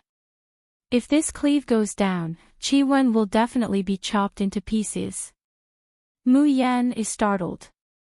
She can no longer watch the show, and quickly rushes over to stop him. "Young martial uncle, calm down. This is Qi Wen, your spiritual pet. You must not kill her." Almost at the same moment when she touches it, the cold sword intent disappears. Luo Yunxiao turns to look at her in a daze. After a long time, his lips open and close, and he whispers, "Mu Yan, thank the heavens, the young martial uncle is not completely drunk, and still recognizes her." "Mu Yan, young martial uncle, how are you? Can you go back to the small courtyard by yourself? Do you want me to help you back?" Luo Yunxiao slowly withdraws the hand that she is supporting. He shakes his head very, very gently, and very softly murmurs, "Can't go any closer. Can't." Before his voice falls, his figure suddenly disappears. Mu Yan stretches her waist and is about to rest, when suddenly, her eyes focus. There was a red puddle of water where Luo Yunxiao had fallen. She paused for a moment, then stretched out her hand to look at her palm. It was sticky with a hint of gentleness. It was blood. Little martial uncle was injured. Mu Yan quickly rushes to the small courtyard where Luo Yunxiao lives. She walks around and finally finds the drunk Luo Yunxiao by the pond. She helped him back into the room and lit the candle to take a look. Immediately, she gasped. Luo Yunxiao was indeed injured, and her injury was extremely serious.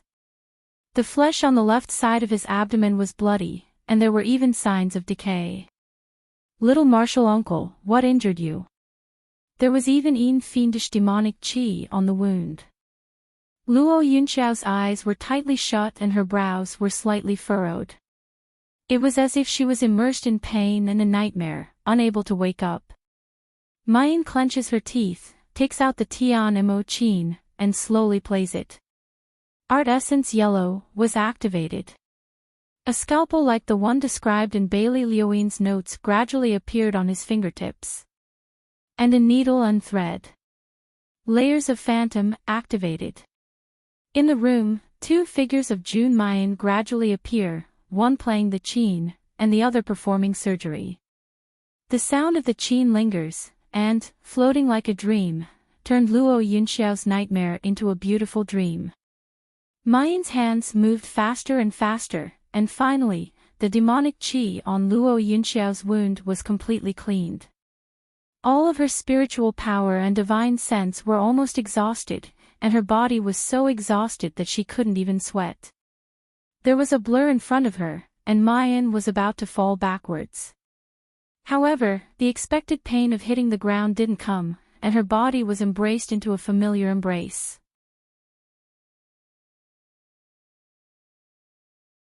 Chapter 23:36. However, the owner of this embrace was obviously furious to the extreme. The man's husky voice rings in her ears, as if it contains a volcanic eruption of anger. Jun Mayan, what did you promise me? Mayan turns her head and meets Jun Yan, who's within reach. A brilliant smile blooms on her face. Dimingju, you're back. She gently hugged the man's slender waist and said softly, I missed you so much. The girl's soft and warm body nestled against his body, accompanied by a sweet fragrance that drilled into his nose. Dimingju's grave and stern eyes ripple for a moment, as if they're about to turn into spring water. But it's only for a moment, and his face immediately turns cold. He clasps Mayan's shoulders and coldly pushes her away. Don't think that by saying a few nice words, Ben Jun won't settle accounts with you. Mu Yen secretly sticks out her tongue. It's getting harder and harder to please Jun Shangdaran. Facing the man's cold expression and questioning, Mu Yen was not afraid at all. He smiled and said, settle the score. Why do you want to settle the score with me? I don't think I've offended my dear fiancé recently, have I? Dimingju's cold gaze sweeps over the drunken Luo Yunxiao to the side. Gnashing his teeth, he says, did you forget what Ben Jun said? I'm not allowed to be alone with junior martial uncle. Her long, shapely eyebrows slightly raised, her peach blossom eyes glistening. But I didn't spend time alone with junior martial uncle. Dimingju is taken aback. Mu Yan picks up the sleepy Xiaobao from an armchair on the side. Is it considered being alone when there's a third person present? Because of the shaking, Little Treasure's long eyelashes fluttered, and he slowly opened his eyes. In a daze, he sees Dimingju's figure. The little guy's eyes immediately widen, and his little hand stretches out towards Dimingju. Daddy. Mu Yan shoves Xiaobao into Dimingju's arms. Xiaobao, who still hasn't fully woken up, naturally hugs Dimingju's neck. Rubbing his little head against it, he murmurs in a low voice, Xiaobao misses Daddy. The crisp, soft, and adorable voice, these 5 simple words were obviously extremely lethal. The jealousy in Jun Shangdaran's eyes is completely replaced by gentleness. Mayan lets out a long sigh of relief, giving her darling son a thumbs up in her heart. Fortunately, she was quick-witted. When she was treating little martial uncle just now, Dimingju's words, you're not allowed to be alone with little martial uncle, suddenly flashes through Mayan's mind. In her heart, her uncle master was like her master, her family, and the other disciples of the Xiaoyao school. But it's very clear that the crazy jealous Dimingju doesn't care about this. If this fellow were to catch me alone with my junior martial uncle, and it's even a man and a woman alone in the middle of the night, I'll definitely be tormented to death by him. Dimingju lets Xiaobao lean on his shoulder and continue to sleep. Only then does he look at Mayan. Without waiting for her to speak, she felt her waist tighten. Mu Yan has been ruthlessly rubbed into the man's arms. Yen Yen, let's go back and settle the rest of the account slowly. Damn, they still want to settle the score. Dimingju, isn't it just treating Xiao Shishu's illness? Can you be any more narrow-minded? Could it be that he was really jealous of little martial uncle's good looks, just like Qi Huang? The figures of the family of 3 disappeared into the darkness. Even the liveliness in the room slowly dissipated. Lying on the bed, Luo Yunxiao, who was supposed to be drunk and asleep, slowly opens his eyes. He sits up, lowering his head to look at the wound on his abdomen that has already begun to heal. His slender fingers gently caress it, like he's caressing a treasure that will never belong to him.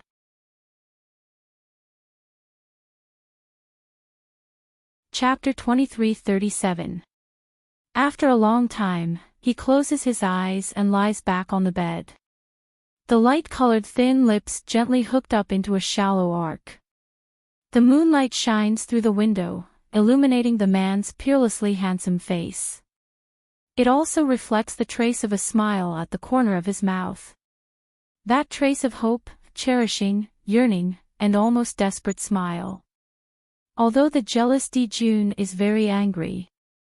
Mu Yan really drank a lot of spirit wine tonight, and she almost used up all her spiritual power to treat Luo Yunxiao. So, as soon as she enters the room, she nestles in Di Mingju's arms and falls asleep with a clear conscience.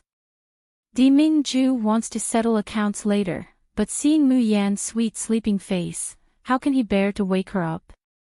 In the end, he just holds her in his arms and gently kisses her forehead. The next day, Di Mingju doesn't even have a reason to be angry. Because Luo Yunxiao only left some ancient books and arrayed discs, and then left without saying goodbye. And these things are not for Mu Yan alone, everyone in the Xiaoyao sect has a share. But the share left from Mu Yan is a little more. But that's also because in the Xiaoyao sect, only Mu Yan's teacher is Luo Yunxiao. Whether it's swordsmanship or talismans, Luo Yunxiao is the real master who taught Mu Yan and introduced her into the sect. Thinking that young master left without saying goodbye again, and they don't know when they will meet again, everyone in the Xiaoyao sect is a little disappointed. Mu Yan points at Di Mingju's chest and snappily says, "You still have the nerve to be suspicious, thinking that young master has ulterior motives towards me. Don't you see that young master is avoiding us like snakes and scorpions?" Di Mingju sneers, and doesn't speak. Avoiding like snakes and scorpions? A person's behavior can lie. But a person's eyes can never deceive people. Luo Yunxiao looks at Mu Yan's eyes. Does she really think that he can't see it? But she does deliberately avoid him, so Di Mingju doesn't act out. Mu Yan sighs softly. In fact, young master is a very soft-hearted person, and he treats everyone in the Xiaoyao sect very well. But I don't know why, but I force myself to harden my heart, as if I can't wait to cut off all relations with everyone in the world. It's too lonely to live like this. It's too hard. Di Mingju's heart turns sour. I've never seen you care about whether I'm lonely or having a hard time. Mayan bursts into laughter. Glancing at him, she says as if it's a matter of course, "Why should I care if you're lonely or tired?" The bitterness in his heart turned into a flame of jealousy. "Jun Mayan, you really treat that pretty boy better than Ben Jun." He watches as Mayan gently grabs his hand, saying one word at a time, "Di Mingju, for the rest of your life, Xiao Bao and I will accompany you. How could we let you be lonely and suffer?" The flames of jealousy and bitterness were instantly extinguished. Furthermore, it was extinguished with honey water. Despite Jun Shangdaren's efforts to suppress it, he still can't stop the corners of his mouth from rising. Looking at his tsundere appearance, Mu Yan increasingly feels that he's very much like Xiao Bao. Moreover, this is the appearance that Di Mingju will only show to her, Jun Mayan, and will never let others see it. Thinking of this, it's as if a fire is burning in her heart. It's hot and full of this man's figure. She hooks Di Mingju's lapel, forcing him to bend down. She gently presses her lips against his. "Jun Shangdaren, are you still jealous?" Di Mingju responds by turning from guest to host. He grabs her red lips, and fiercely kisses them.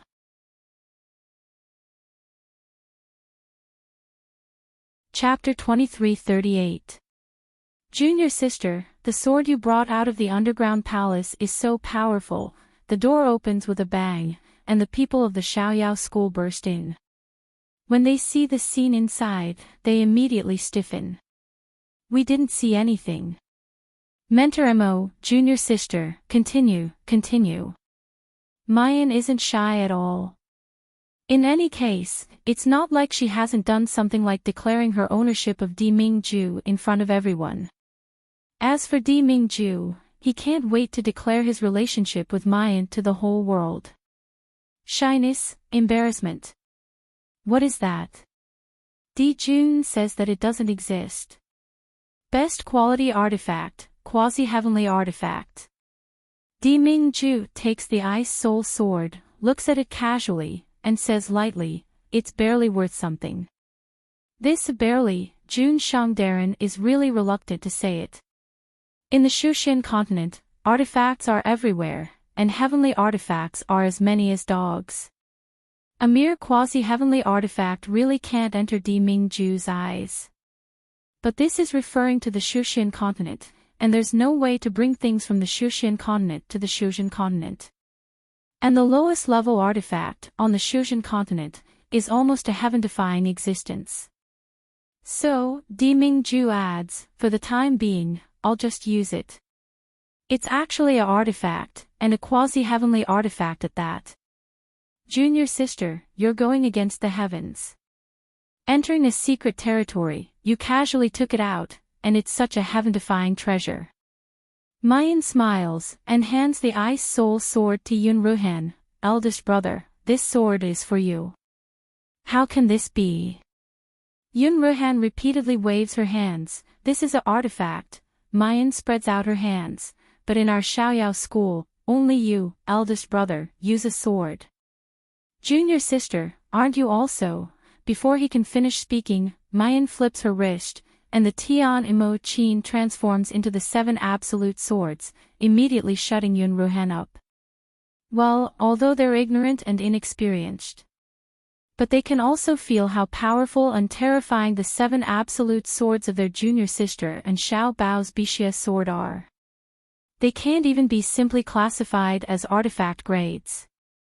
Luo Yu grinned and said, eldest senior brother, just take it. Your Mountain Sea domain has already evolved to the Profound Ice attribute. This Ice Soul Sword is practically tailor-made for you. Yeah. Eldest senior brother, why are you worried about junior sister? Let's not talk about the fact that she has the 7 absolute swords.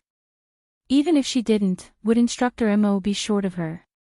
In the end, Yun Ruhan still accepted the Ice Soul Sword. As soon as the sword hilt touched his hand, he felt a strong suction force coming from the sword, sucking in his spiritual power. Yun Ruhan's eyes lit up and she threw out an arrayed disc that Luo Yunxiao had given her. It was the blood-slaughtering sword formation formed from over 100 sword chis. However, Yun Ruhan was able to maneuver through the sword formation with ease, even though it had previously been difficult for her to deal with the sword formation. Eldest senior brother has become much stronger. Mu Yan exclaimed. However, when he turned around, he discovered that Xiao Bao was staring at him in a daze. Xiao Bao's big eyes were filled with disappointment. Xiao Bao, what's wrong? Xiao Bao held the Bixia sword tightly in his hand and murmured in a low voice, Xiao Bao also wants to become stronger. I want to protect mother and martial uncles. Mu Yan's heart suddenly shook, and a sour feeling welled up in her heart. She still remembered that when Xiao Bao had just come out of the Fuxi secret realm, his strength was almost equal to that of her senior brother and the others. However, because Xiao Bao achieved an immortal body in the Fuxi secret realm.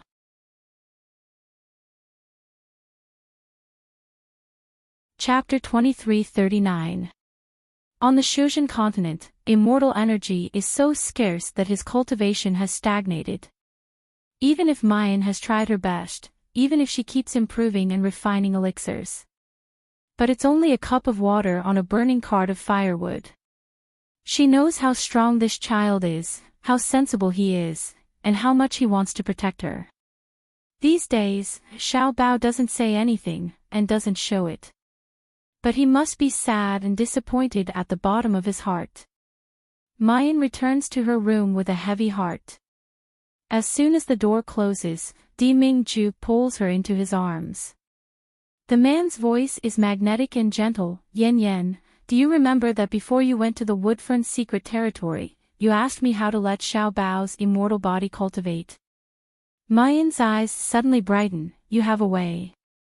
Di Mingju gently nods, his pair of eyes unblinking as he looks at her. On the road of cultivation, immortal energy is scarce, and it also contains a certain amount of desolate energy. This desolate energy may not be much for ordinary cultivators, but for an immortal physique, it will gradually cause fatal damage. Mayan's mind buzzes, the words that Bailey Yinlu once said reverberate in her ears. In this Yanwu continent, where there is no spiritual energy, an immortal body cannot live past the age of 10. Even if he goes to the upper realm of the Yanwu continent, he can only struggle at death's door for another 2 or 3 years. The immortal body is the world's purest spiritual body. In the Shushin continent, his cultivation speed can be 100 times faster than others. But in the Yanwu continent and the Shushin continent, where the spiritual energy is heterogeneous and even barren, he will only decline day by day until he dies. Her face turns pale inch by inch, and her body and hands tremble uncontrollably. Ever since she ascended to the Shushin continent, her days have been too smooth. So much so that she forgot that the shadow of death has always surrounded her most cherished baby. Di Mingju. Mayan's hands tremble, and she firmly grabs Di Mingju's sleeve. Di Mingju, save Xiao Bao. How can I save Xiao Bao? I must not let anything happen to Xiao Bao. Even if the sky falls and the earth shatters, even if her soul flies and scatters, never to be reincarnated, in this life, she will never allow anything to happen to her Xiao Bao. Don't be afraid. Di Mingju holds her tightly in his arms. Xiao Bao is also my son, how could I let anything happen to him? He paused for a moment before he continued. If you want little Bao to be safe and strong, then there's only one way. Di Mingju releases Mayan and looks straight into her eyes. His voice is soft. Yan Yan, you're so smart, you must have already guessed it. Mayan's eyes surge with turbulent emotions. Yes, she had guessed it. He wanted Xiao Bao to be able to continue cultivating. He wanted his immortal physique to not be harmed. There was only one way. That is, let Di Mingju take Xiao Bao to the Shushin continent. However, that was her most treasured child. She had carried him for 10 months and gone through untold hardships to protect him. Ever since Xiao Bao was born, they had never been separated for a long period of time. Even if she was forced to be separated when she first entered the cultivation continent, at least she had a target to look for, and the little phoenix clone could sense her to comfort her. But now, Xiao Bao was going to the Shushin continent. That was a place that she couldn't reach even if she exhausted all of her abilities. It was another continent that the little phoenix clone couldn't sense. How could she be willing to part with him? Yan Yan, I know you can't bear to. Di Mingju softly kisses the space between her brows.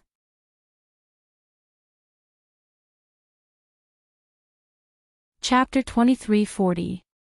Di Mingju, but Xiao Bao is a boy, and is the future master of the polar domain. He has the heart to become strong, and he must become strong. I promise you, I'll make sure he's safe. Mayan closes her eyes. When she opens them again, the weakness in her eyes has already been replaced by tenacity and determination. She had never been a sloppy person. Although reluctant, although helpless. But once he made up his mind, he would not allow himself to hesitate. Di Mingju, I have a request. Before she could finish her words, Di Mingju ruthlessly pushes her into his arms, and bites her lips. Jun Mayan, you're asking me for a favor? Mayan smiles. I hope that Xiao Bao's existence won't be known to anyone other than Han Yi and the others for the time being. After all, Xiao Bao isn't Di Mingju's flesh and blood. Although she doesn't care about the past, she knows that Di Mingju's love for Xiao Bao is sincere. But if the people of the polar domain knew Xiao Bao's identity, would they really not have any ill feelings? She could ignore the gossip, but Xiao Bao could not. If there came a day when she and Xiao Bao entered the polar domain, they would definitely walk in openly. Di Mingju snorts coldly, there's no need for you to say that. Ben Jun has already specially built a small world for him, and Star Wolf and defeating armies will take turns guarding it. Jun Mayan, who do you think Ben Jun has been rushing back and forth these days for? Mayan lets out a low laugh, her whole body snuggling into his embrace. She softly says, Di Mingju, you're becoming more and more like a father. Humph, this monarch is your husband, little treasure's father. It would be even better if the word unmarried could be removed as soon as possible. Di Mingju, did I say that? What? Meeting you is the luckiest thing in my life. At daybreak, Ling Yuxing finished cleaning up and entered the kitchen, intending to prepare breakfast for his fellow disciples. However, he discovered that a figure was busy working inside. Ling Yuxing thought that Shi Qin was here to steal his wine again, so he couldn't help but say, Master, you're not young anymore. If you drink too much. Before he could finish his last word, his voice stopped abruptly. Ling Yuxing rubbed his eyes again and again. Little junior sister. The girl standing in front of the stove turned around, revealing a face that was covered in soot, but still couldn't hide her beauty. Who else could it be but Mu Yen? Ling Yuxing looked at the sky, then looked at the ground, and couldn't help but pinch his eyes. Junior sister is cooking. He couldn't still be dreaming, right? Bang! The people of the Xiaoyao sect were still sleeping soundly when suddenly, a huge explosion was heard. Everyone was roused from their dreams. What happened? Did the lunar beasts escape? An enemy sneak attack? They hurriedly ran out, only to find that the place that had been blown up was the kitchen. Thick smoke billowed out from inside. Two figures rushed out of the thick smoke in a sorry state. Isn't that little Five? And little junior sister? What did they do? Could it be that junior sister is concocting pills in the kitchen? The few of them rushed over and asked with concern, Little Five, little junior sister, are you all right? Cough, it's nothing. Mu Yan waved her hand. Ling Yuxing wiped away the soot on his face. He wanted to say something but then hesitated. Little junior sister, I think you shouldn't, don't learn. What kind of noodles do you want to cook? I'll make it for you. Zhejiang noodles, plain noodles, oily noodles, knife-shaved noodles, any kind of noodles will do. I only ask that you don't mess with this poor kitchen.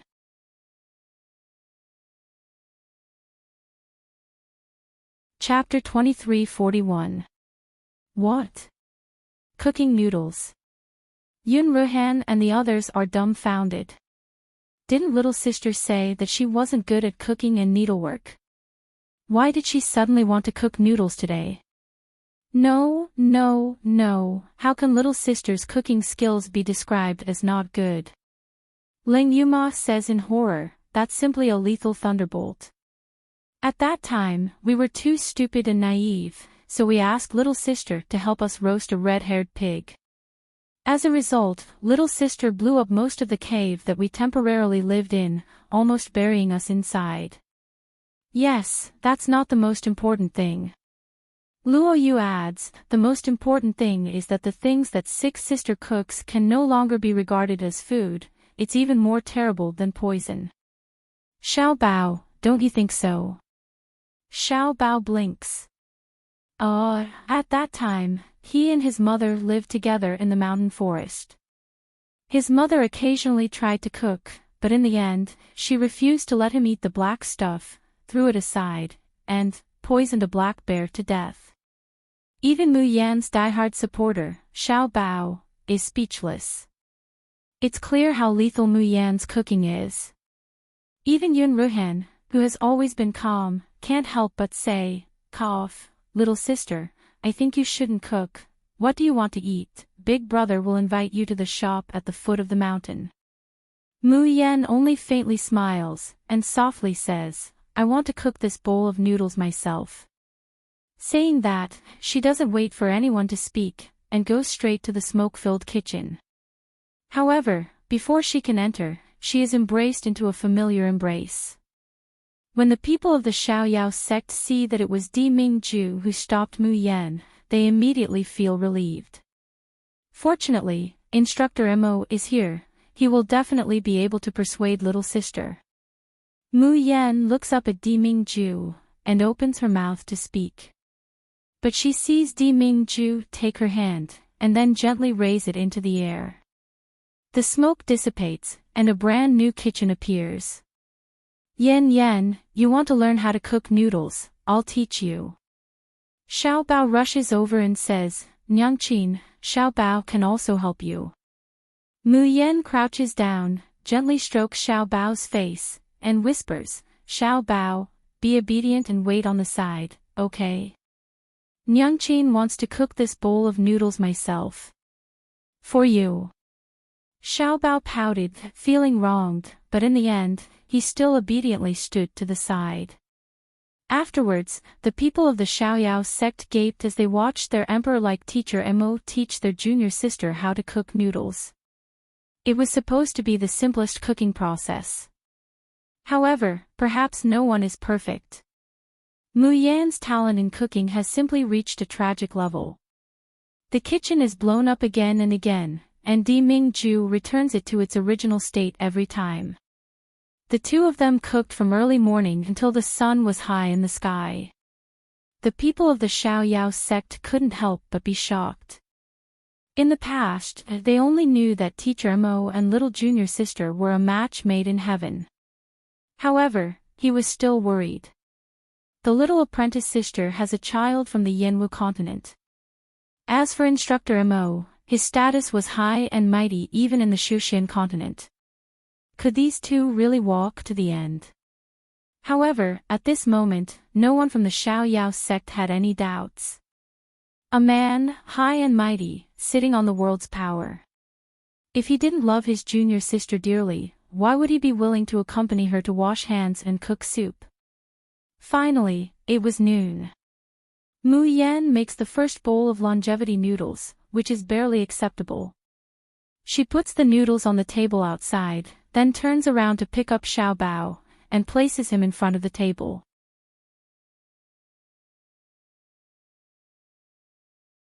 Chapter 2342. Mayan's gaze is filled with infinite love and reluctance as she looks at the little person in front of her. Xiao Bao, Nyangqin is very stupid and useless. She can't even make a simple bowl of longevity noodles. But before your 6th birthday, Mother wants to personally make a bowl of longevity noodles for you. Would you like to try it? Xiao Bao stares at Mu Yan in a daze, sparkling and translucent tears slowly accumulate in his big ice blue eyes. Tears gathered under her long eyelashes. It dripped down with a pitter-patter.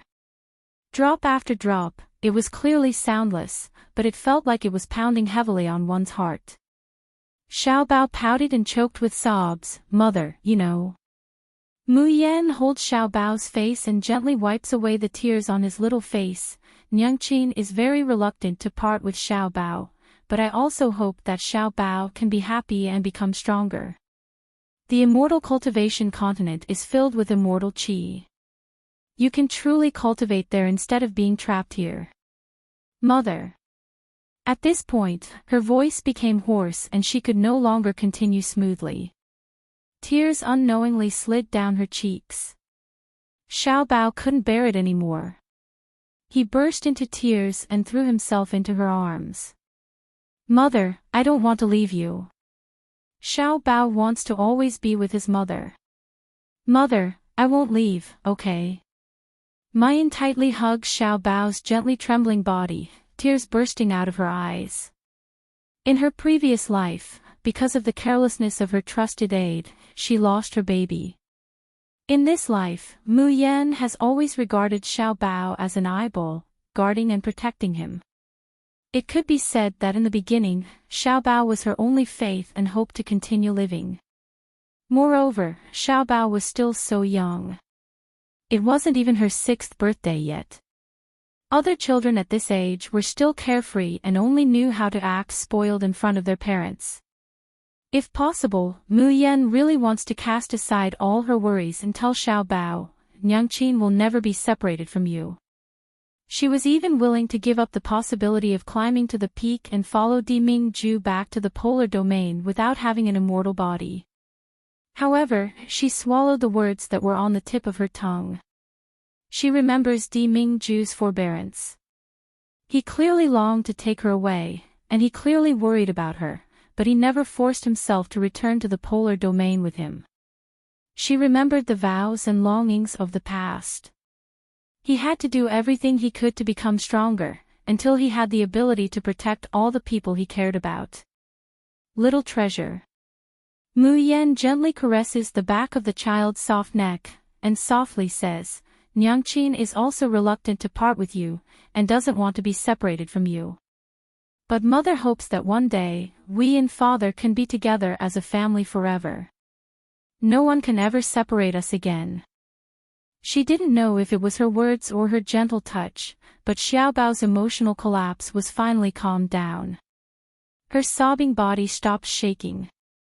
Xiaobao raises his head, his bright red eyes still stained with tears look at Mayan, then he looks at Dimingju. She grabbed both of them with her small hands and sobbed, Xiaobao, be good. Xiaobao, don't cry. Xiaobao wants to become stronger and not be a burden to father and mother. His stubborn little face was filled with tenacity and persistence that a 5-year-old child would never have. But he was still too young, and his feelings for Mu Yan were so deep. As soon as he finished speaking, he could not help but tear up again. Not to mention Mu Yan, even the members of the Xiaoyao sect couldn't help but feel their hearts ache, and their eyes redden. Xiaobao realized that he was crying out of disobedience again, so he hurriedly wiped his tears away. His small body suddenly soared into the air.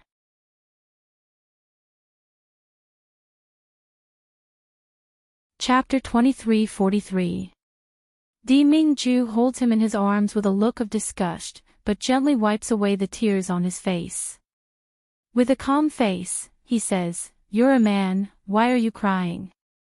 As long as you concentrate on cultivating in the small world that Ben Jun has set up for you, you can pass the test in a year and a half.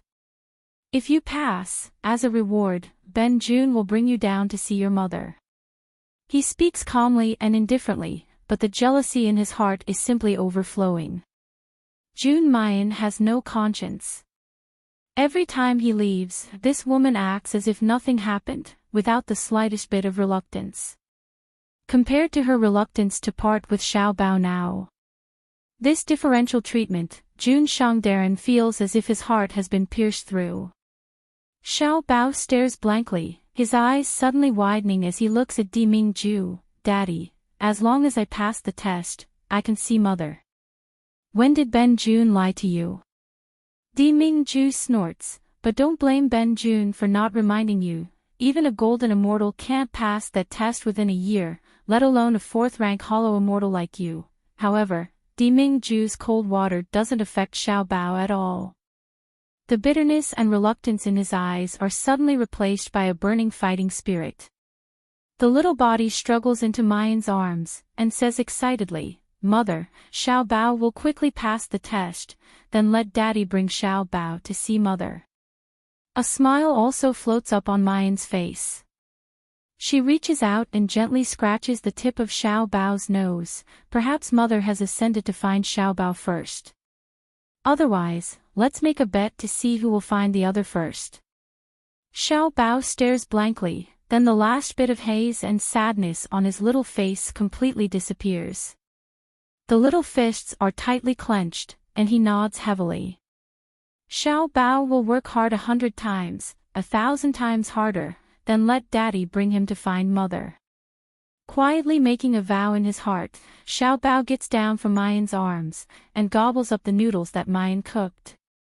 Seeing him eating happily, Luoyu can't help but ask, "Xiaobao baby, is the noodles cooked by 6th senior sister delicious?" Xiao Bao raises his head with a straight face, and gently shakes his head, not delicious. Then, a shallow smile slowly appears on his little face, but Xiao Bao likes it the most. Heavens! The people of the Xiaoyao sect are about to faint from this smile. Baby Belle. Do you know that you have the potential to charm all living things at such a young age? The atmosphere of the Xiaoyao sect became joyful again. Ling Yuxing rolled up his sleeves and prepared to show off his skills by cooking a sumptuous feast for Xiao Bao. Ling Yuma and the rest surrounded their treasured martial nephew who was about to leave and gave him gifts. It seemed like he wished for nothing more than to offer all of his treasures to Xiao Bao. Mu Yan quietly arrives outside the kitchen and gently hugs Di Mingju from behind. Thank you, Di Mingju. Di Mingju snorts coldly, turning around to rub the person into his arms. Ben Jun wants your thanks. Mayan chuckles, Di Mingju, I'll tell you a secret. Saying that, she pulled the man's sleeve, motioning him to bend down. Di Mingju has a tsundere expression of, if you want to say it, then Ben Jun will just listen. He leans over and presses his ear to Mayan's lips. The next moment, he felt a warm breath on his earlobe. Something soft and wet even licks his ear. Jun Shangdaran, who has always been aloof or shameless, almost explodes.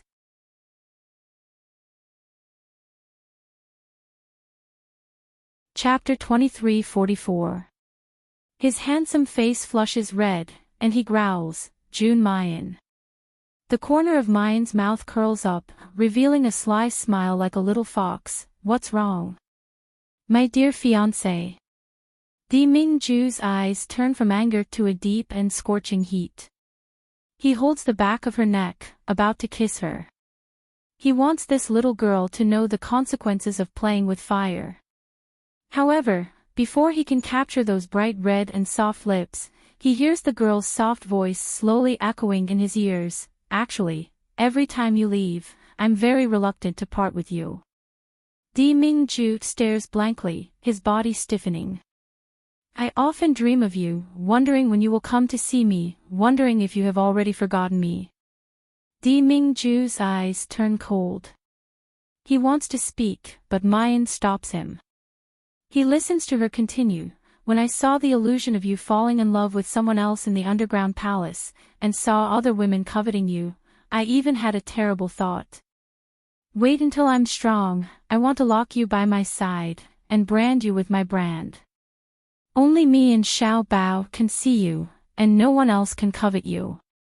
The girl uses a voice as soft as the sounds of nature, but the words she says are frighteningly domineering. But in a split second, Di Mingju's eyes are filled with gentle joy and love. Grabbing the small hand covering his mouth, Di Mingju strives to maintain a cold and aloof expression. What are you saying this for?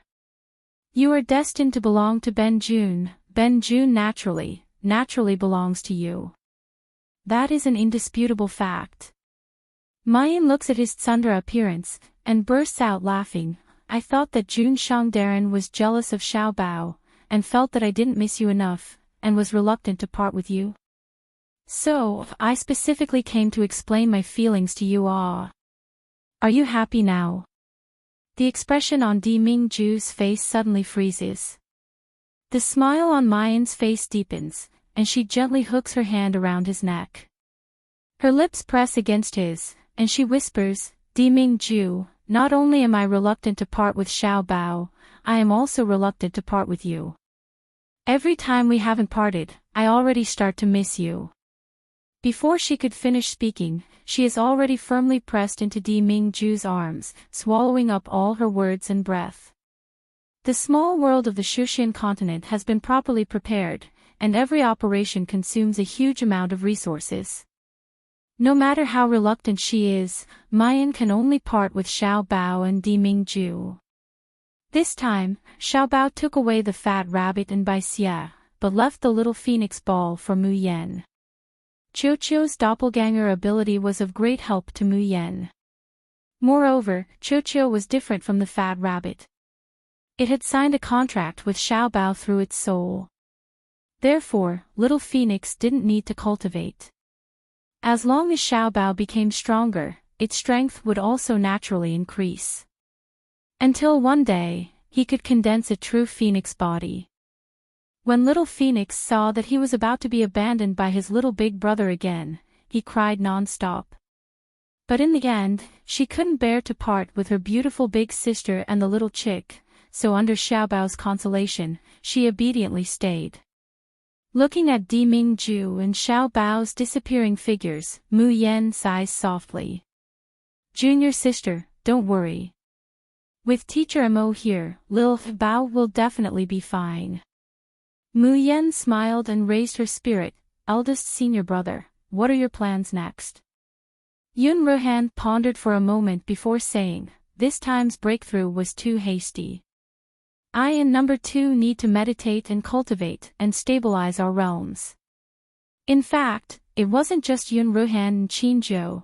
The Xiaoyao 7 sons' progress during this time could be said to be advancing by leaps and bounds.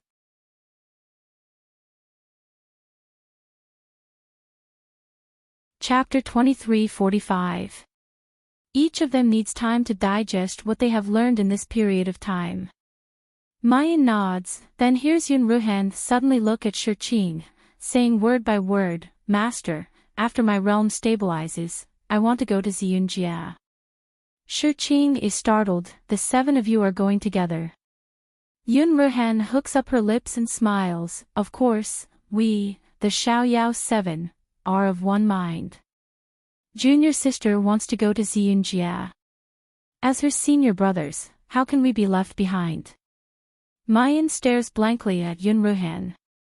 Yun Ruhan looks at Mayan with gentle eyes, Junior sister, from the moment I heard about your agreement with Xiaobao, I knew that the small Qingyunjia, and even Azure Blue World, can't keep you. For a cultivator of the Shuzhen continent, no matter how talented they are, it usually takes decades to ascend. But junior sister is obviously not willing to wait that long. And to become stronger in a short time, it is absolutely impossible to be trapped in such a comfortable place like Qingyunjia and Azure Blue World. Therefore, she must go to Ziyunjia. No matter how dangerous it is, sometimes, danger also represents opportunity. Mayan says softly, Senior brother, don't you want to be famous in Ziyunjia? If she goes to travel, the name of the Xiaoyao 7 may not be hidden anymore. Yun Ruhan sighs, revealing a helpless and tolerant smile, who asked me to have a junior sister who can't keep a low profile. Junior sister, don't think of abandoning us to become famous. I haven't had enough of being admired.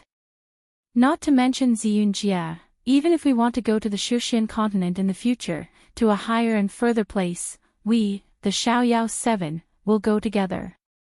Sixth senior sister, if you dare to run away, we will dare to follow you secretly. And if we do something great, we will leave the name of Devil Incarnate Jun Mayan, he. Mayan snappily pats Luo Yu's head, then can't help but burst into a bright smile.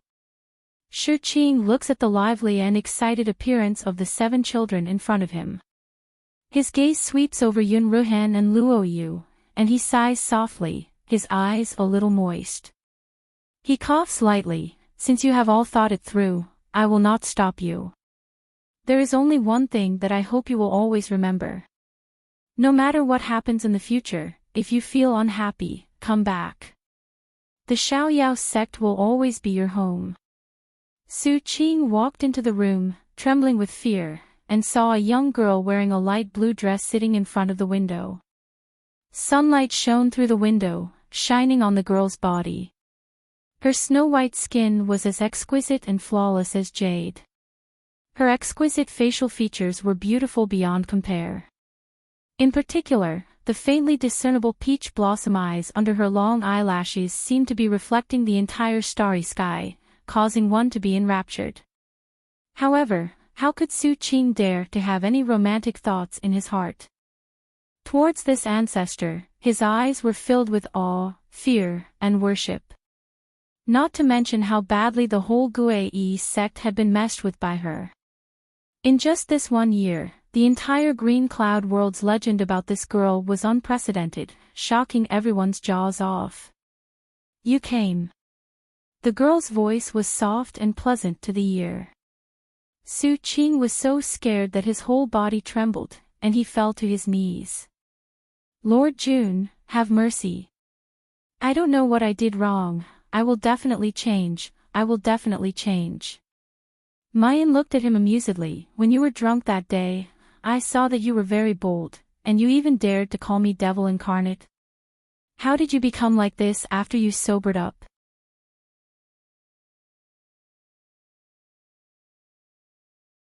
Chapter 2346. Su Qing was scared out of his wits. He banged his head on the ground and was about to cry and beg for mercy. Mu Yen said impatiently, "All right, stop howling. You've taken good care of Master. These are your whole unitary sect's rewards." She threw a Qianquan bag at him. Su Qing blankly took the Cosmos sack and looked inside. He immediately sucked in a breath of cold air. This. These are all for our whole unitary sect. What? Is it not enough? No. Su Qing shook his head. It's enough. No, it's too much. We didn't do anything. How can we accept such a heavy reward from the great god? Mu Yen said, I told you to keep it. As long as you take good care of my master, you will get many benefits. Su Qing carefully observed her face. He was overjoyed when he was sure that she wasn't joking. Oh my god. He thought he was going to die when he was taught a lesson by this demoness. He didn't expect it to be a blessing in disguise. No. He couldn't call her demoness anymore. He had to call her great god June. He said carefully, the Xiaoyao sect's residence is a bit dilapidated. This little one will renovate it and make sure that Master Shi lives comfortably. What do you think? Mu Yen looked at Su Qing with satisfaction. This guy has good eyes. After reporting how he was going to serve Shi Qing like an ancestor, Su Qing picked up the Cosmos sack and prepared to take his leave happily. Mu Yen suddenly said, have you heard of the Raging Flames sect in the Qingyun world? Raging Flames sect. Su Qing quickly turned around and said respectfully, there is indeed a Raging Flames sect in the Qingyun world. It's also located on the Tianxian Mountains, but it's in the extreme south. It's quite a distance from here. He looked at Mu Yen carefully. Great God June, are you going to the Raging Flames sect? Mu Yen nodded. That day in the Woodfern secret territory, Qing Mei asked her to use the fire orchid to save her son's life. Her son was hiding in the Raging Flames sect in the Qingyun world. Since Mu Yen had promised Qing Mei, she naturally had to do it now. Moreover, ever since Qing Mei mentioned the Raging Flames sect, she felt that the name was very familiar. But he couldn't remember where he had heard it before. Perhaps she would remember it when she went to the Blazing Flames sect. Su Qing, the Blazing Flames gate's base is a bit remote. This little one has been there once before. How about I lead the way? The sky was high and the clouds were light. The blue sky stretched for thousands of miles. From time to time, Su Qing would glance at the rapidly receding mountains and rivers, and then look at Mu Yen, who was resting with her eyes closed, revealing an expression of amazement. Who would have thought that a year ago, the Xiaoyao sect was so poor that they couldn't even take out a single crystal stone? But now, he could casually take out a bunch of flying treasures. Moreover, if it wasn't for the fact that he didn't know how to ride a flying sword, he wouldn't have been a burden to June Xia. The Almighty wasn't even interested in taking the flying boat. Thinking about this, Su Qing was even more determined to hug the Xiaoyao sect's thigh tightly. He could not neglect Shi Qing in the slightest. Just as he was thinking, Mu Yen, who was resting with her eyes closed, suddenly opens them and sits up. The little chick, who was dozing off on top of her, also opened its big round eyes and cried out in confusion, "Mommy, is it morning already? Have you eaten?" Mu Yan was both annoyed and amused as she rubbed its yellow hair. This stupid chick, apart from eating, sleeping and playing every day.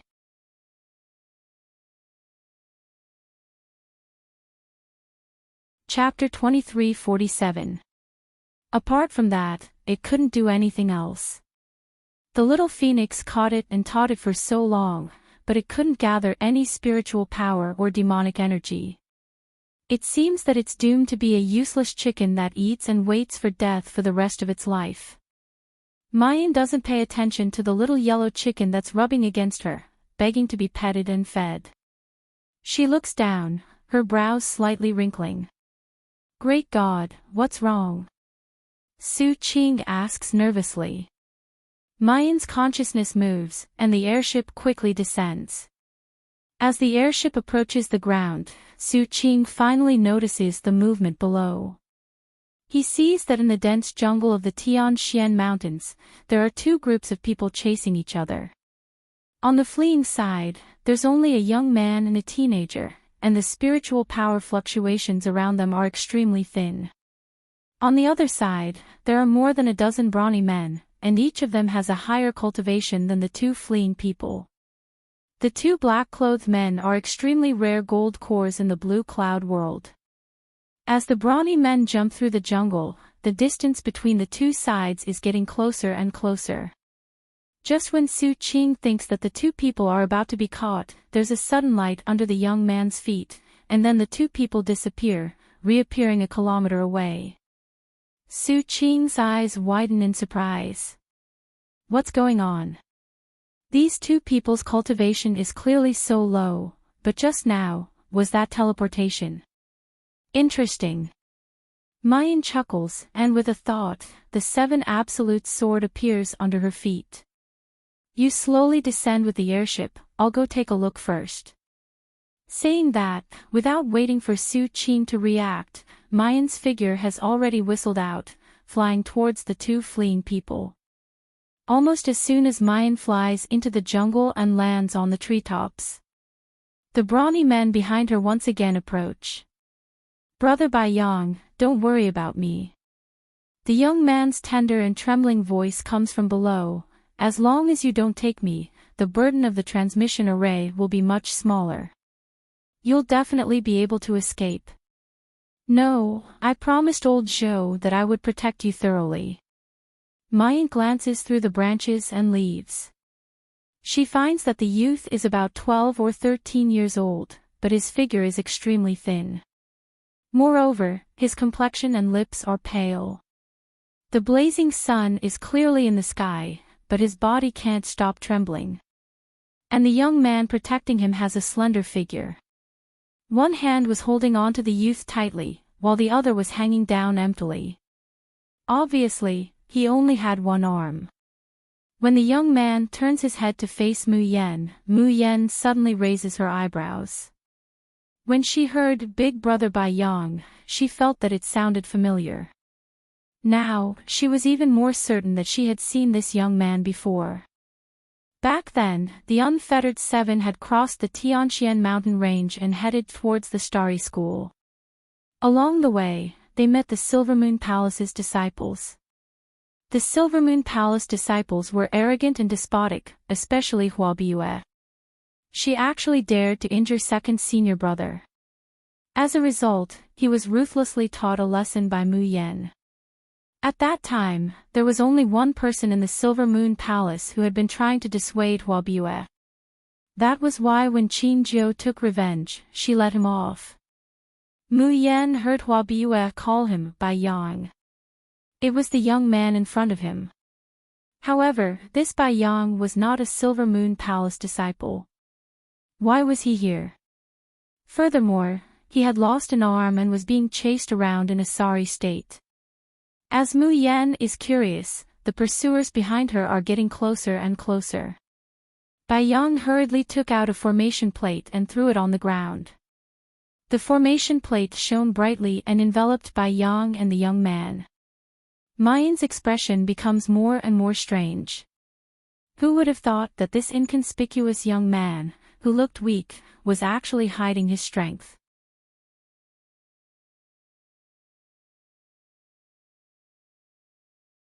Chapter 23:48. In 1 second, 800 mail signs small divided by TalkNet, wonderful pop-up window free reading. His attainments in formations were so high that even Mayan couldn't help but look at him.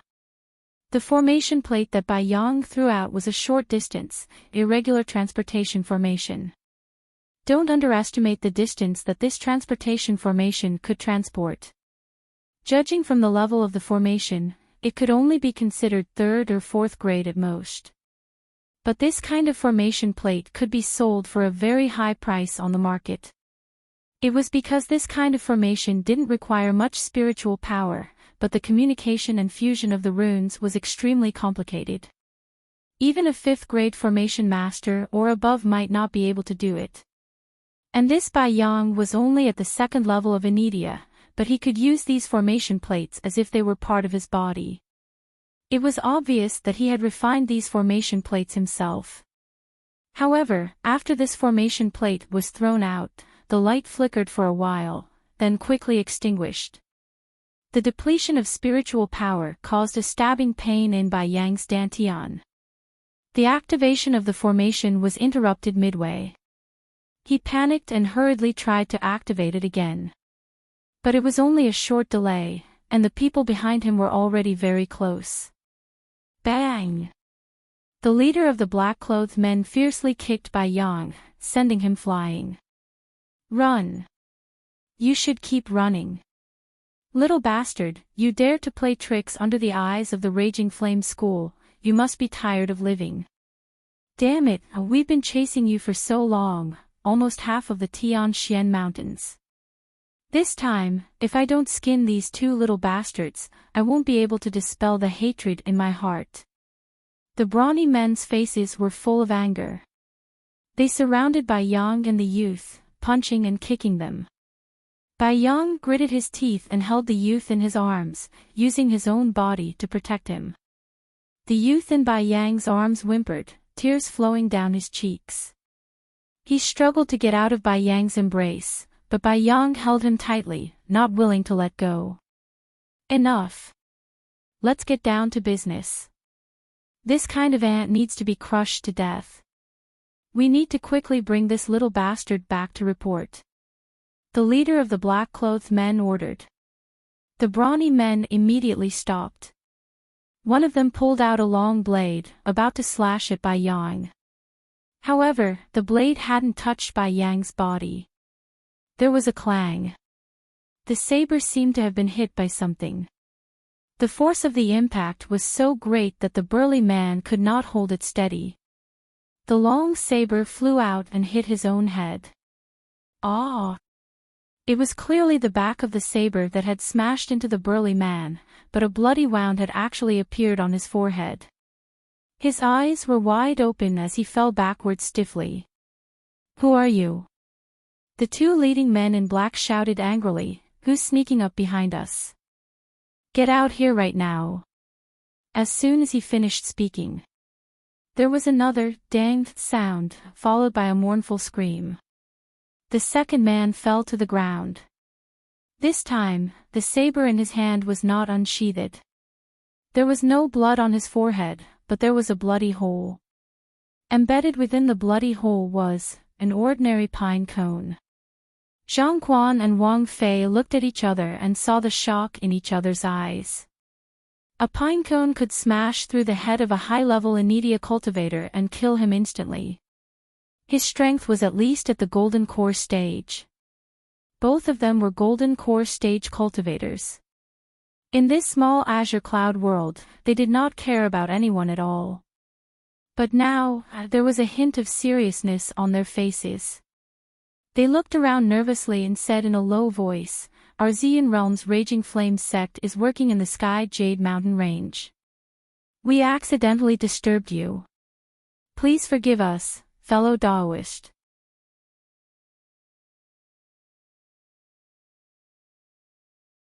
Chapter 2349.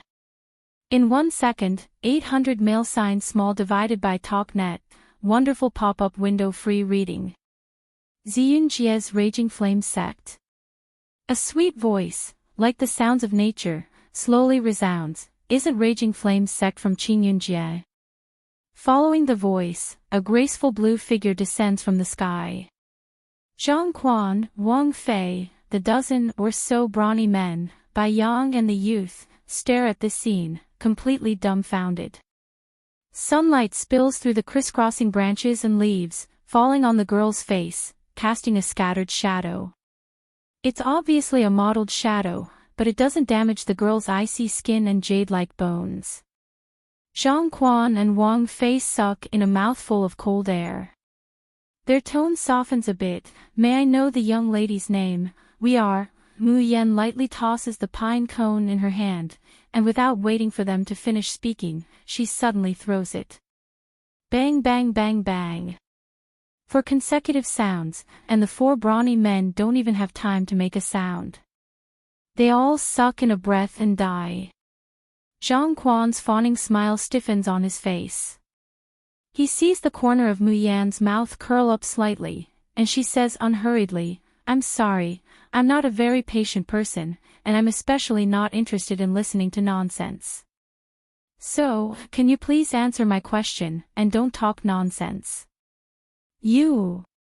The infatuation on Wang Fei's face completely disappears, and he flies into a rage. "Smelly woman, do you know who we are? We're cultivators of Ziyunjie. Offend us, you, ugh." Flustered and exasperated curses turn into painful groans in an instant. Wang Fei's mouth is wide open, a pine cone in his mouth, and a large amount of blood overflows from the corner of his mouth. And the expression on his face completely changes from arrogance to pain and panic. Mu Yan's cold gaze sweeps over everyone. "It seems that you don't understand human language. Since that's the case, I think there's no need to live as humans." Zhang Quan's eyes widen in horror. "No." Countless pine cones fly out from Mu Yan's hand. Su Qing disembarks from the flying boat, looking at the scene in front of him, and his entire person is stupefied. What happened? Didn't he just come down a bit late? Wasn't it less than half a cup of tea's time? No, absolutely not. But why were there corpses all over the ground? Su Qing looked at Mayan, then looked at the dumbfounded Bai Yang and the youth, and then looked at Zhang Quan and Wang Fei, who were scared out of their wits. Gulp. He breathed a sigh of relief. Oh my God. How much time had passed? June Amos, yeah, you're going on a killing spree. Su Qing cautiously walks to Mu Yan's side. Without saying a word, he respectfully stands behind her. Mu Yan doesn't pay any attention to him. She indifferently looks at Zhang Quan and Wang Fei, who are so scared that they can't stand up. A smile as bright and beautiful as the morning sun bloomed on her beautiful face. Now, can you answer my question properly? Zhang Quan and Wang Fei nodded frantically, not daring to hide anything anymore. From their narration, Mu Yan found out that the Raging Flame School was indeed divided into 2. In the Ziyun realm, it could be considered a 3rd or 4th-rate sect. The one in the Azure Cloud world was only a branch of the Raging Inferno sect. His main responsibility was to find talented disciples in the Green Cloud domain and the Min Lu domain, expand the Purple Cloud domain's power, and earn spar. This was also a method that some of the unranked sects in the Purple Cloud domain would often use in order to maintain their livelihood. But generally speaking, the cultivators of the main division would disdain coming to the Azure Cloud domain, a lower realm with murky spiritual qi. If that's the case, then what are you doing here? Zhang Quan and Wang Fei look at each other, then they point at the youth in Bai Yang's arms. We're here on the orders of the Hall Master to capture this kid.